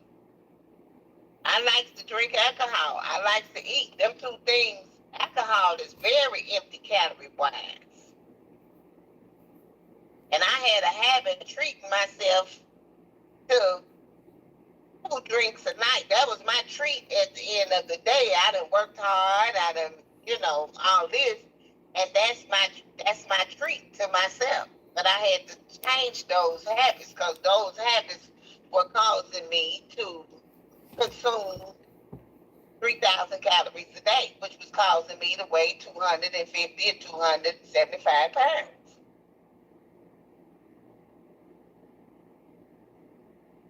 And you can work out all day. If you don't change your diet, your stomach will stay the same. There's a lot of people in the gym in there working out, stomach dragging the ground. And they in there every day. But if you don't change, and I was one of those people. I've always worked out. I guess that's part of what has kept me healthy because I'm not on no medication like that. My blood pressure is not high, and I don't have diabetes.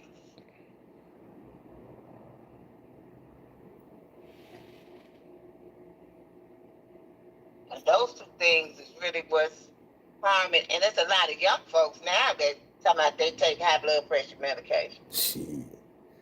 Yeah, but check this out. It's about time for us to get off this phone. I got to go get me some food. Okay, I'm on my way to the grocery store now. I picked up some boxes that I was getting, and I've enjoyed you today. We have spent the whole day together. I'll talk to you later on. Okay. All right, I'm going to send you the link to the video so you can go back and watch it. Okay. All right. Mm-hmm. All right, bye-bye. You have a good day. Bye, you too. All right. It's time me to go eat, y'all. I've been hungry about the last 25, 37 minutes. So, on that note, don't be afraid to take that long road, set the wrong road, do things the wrong way, set the wrong way. Go cook somebody something to eat. Somebody hungry. And then tell them you love them.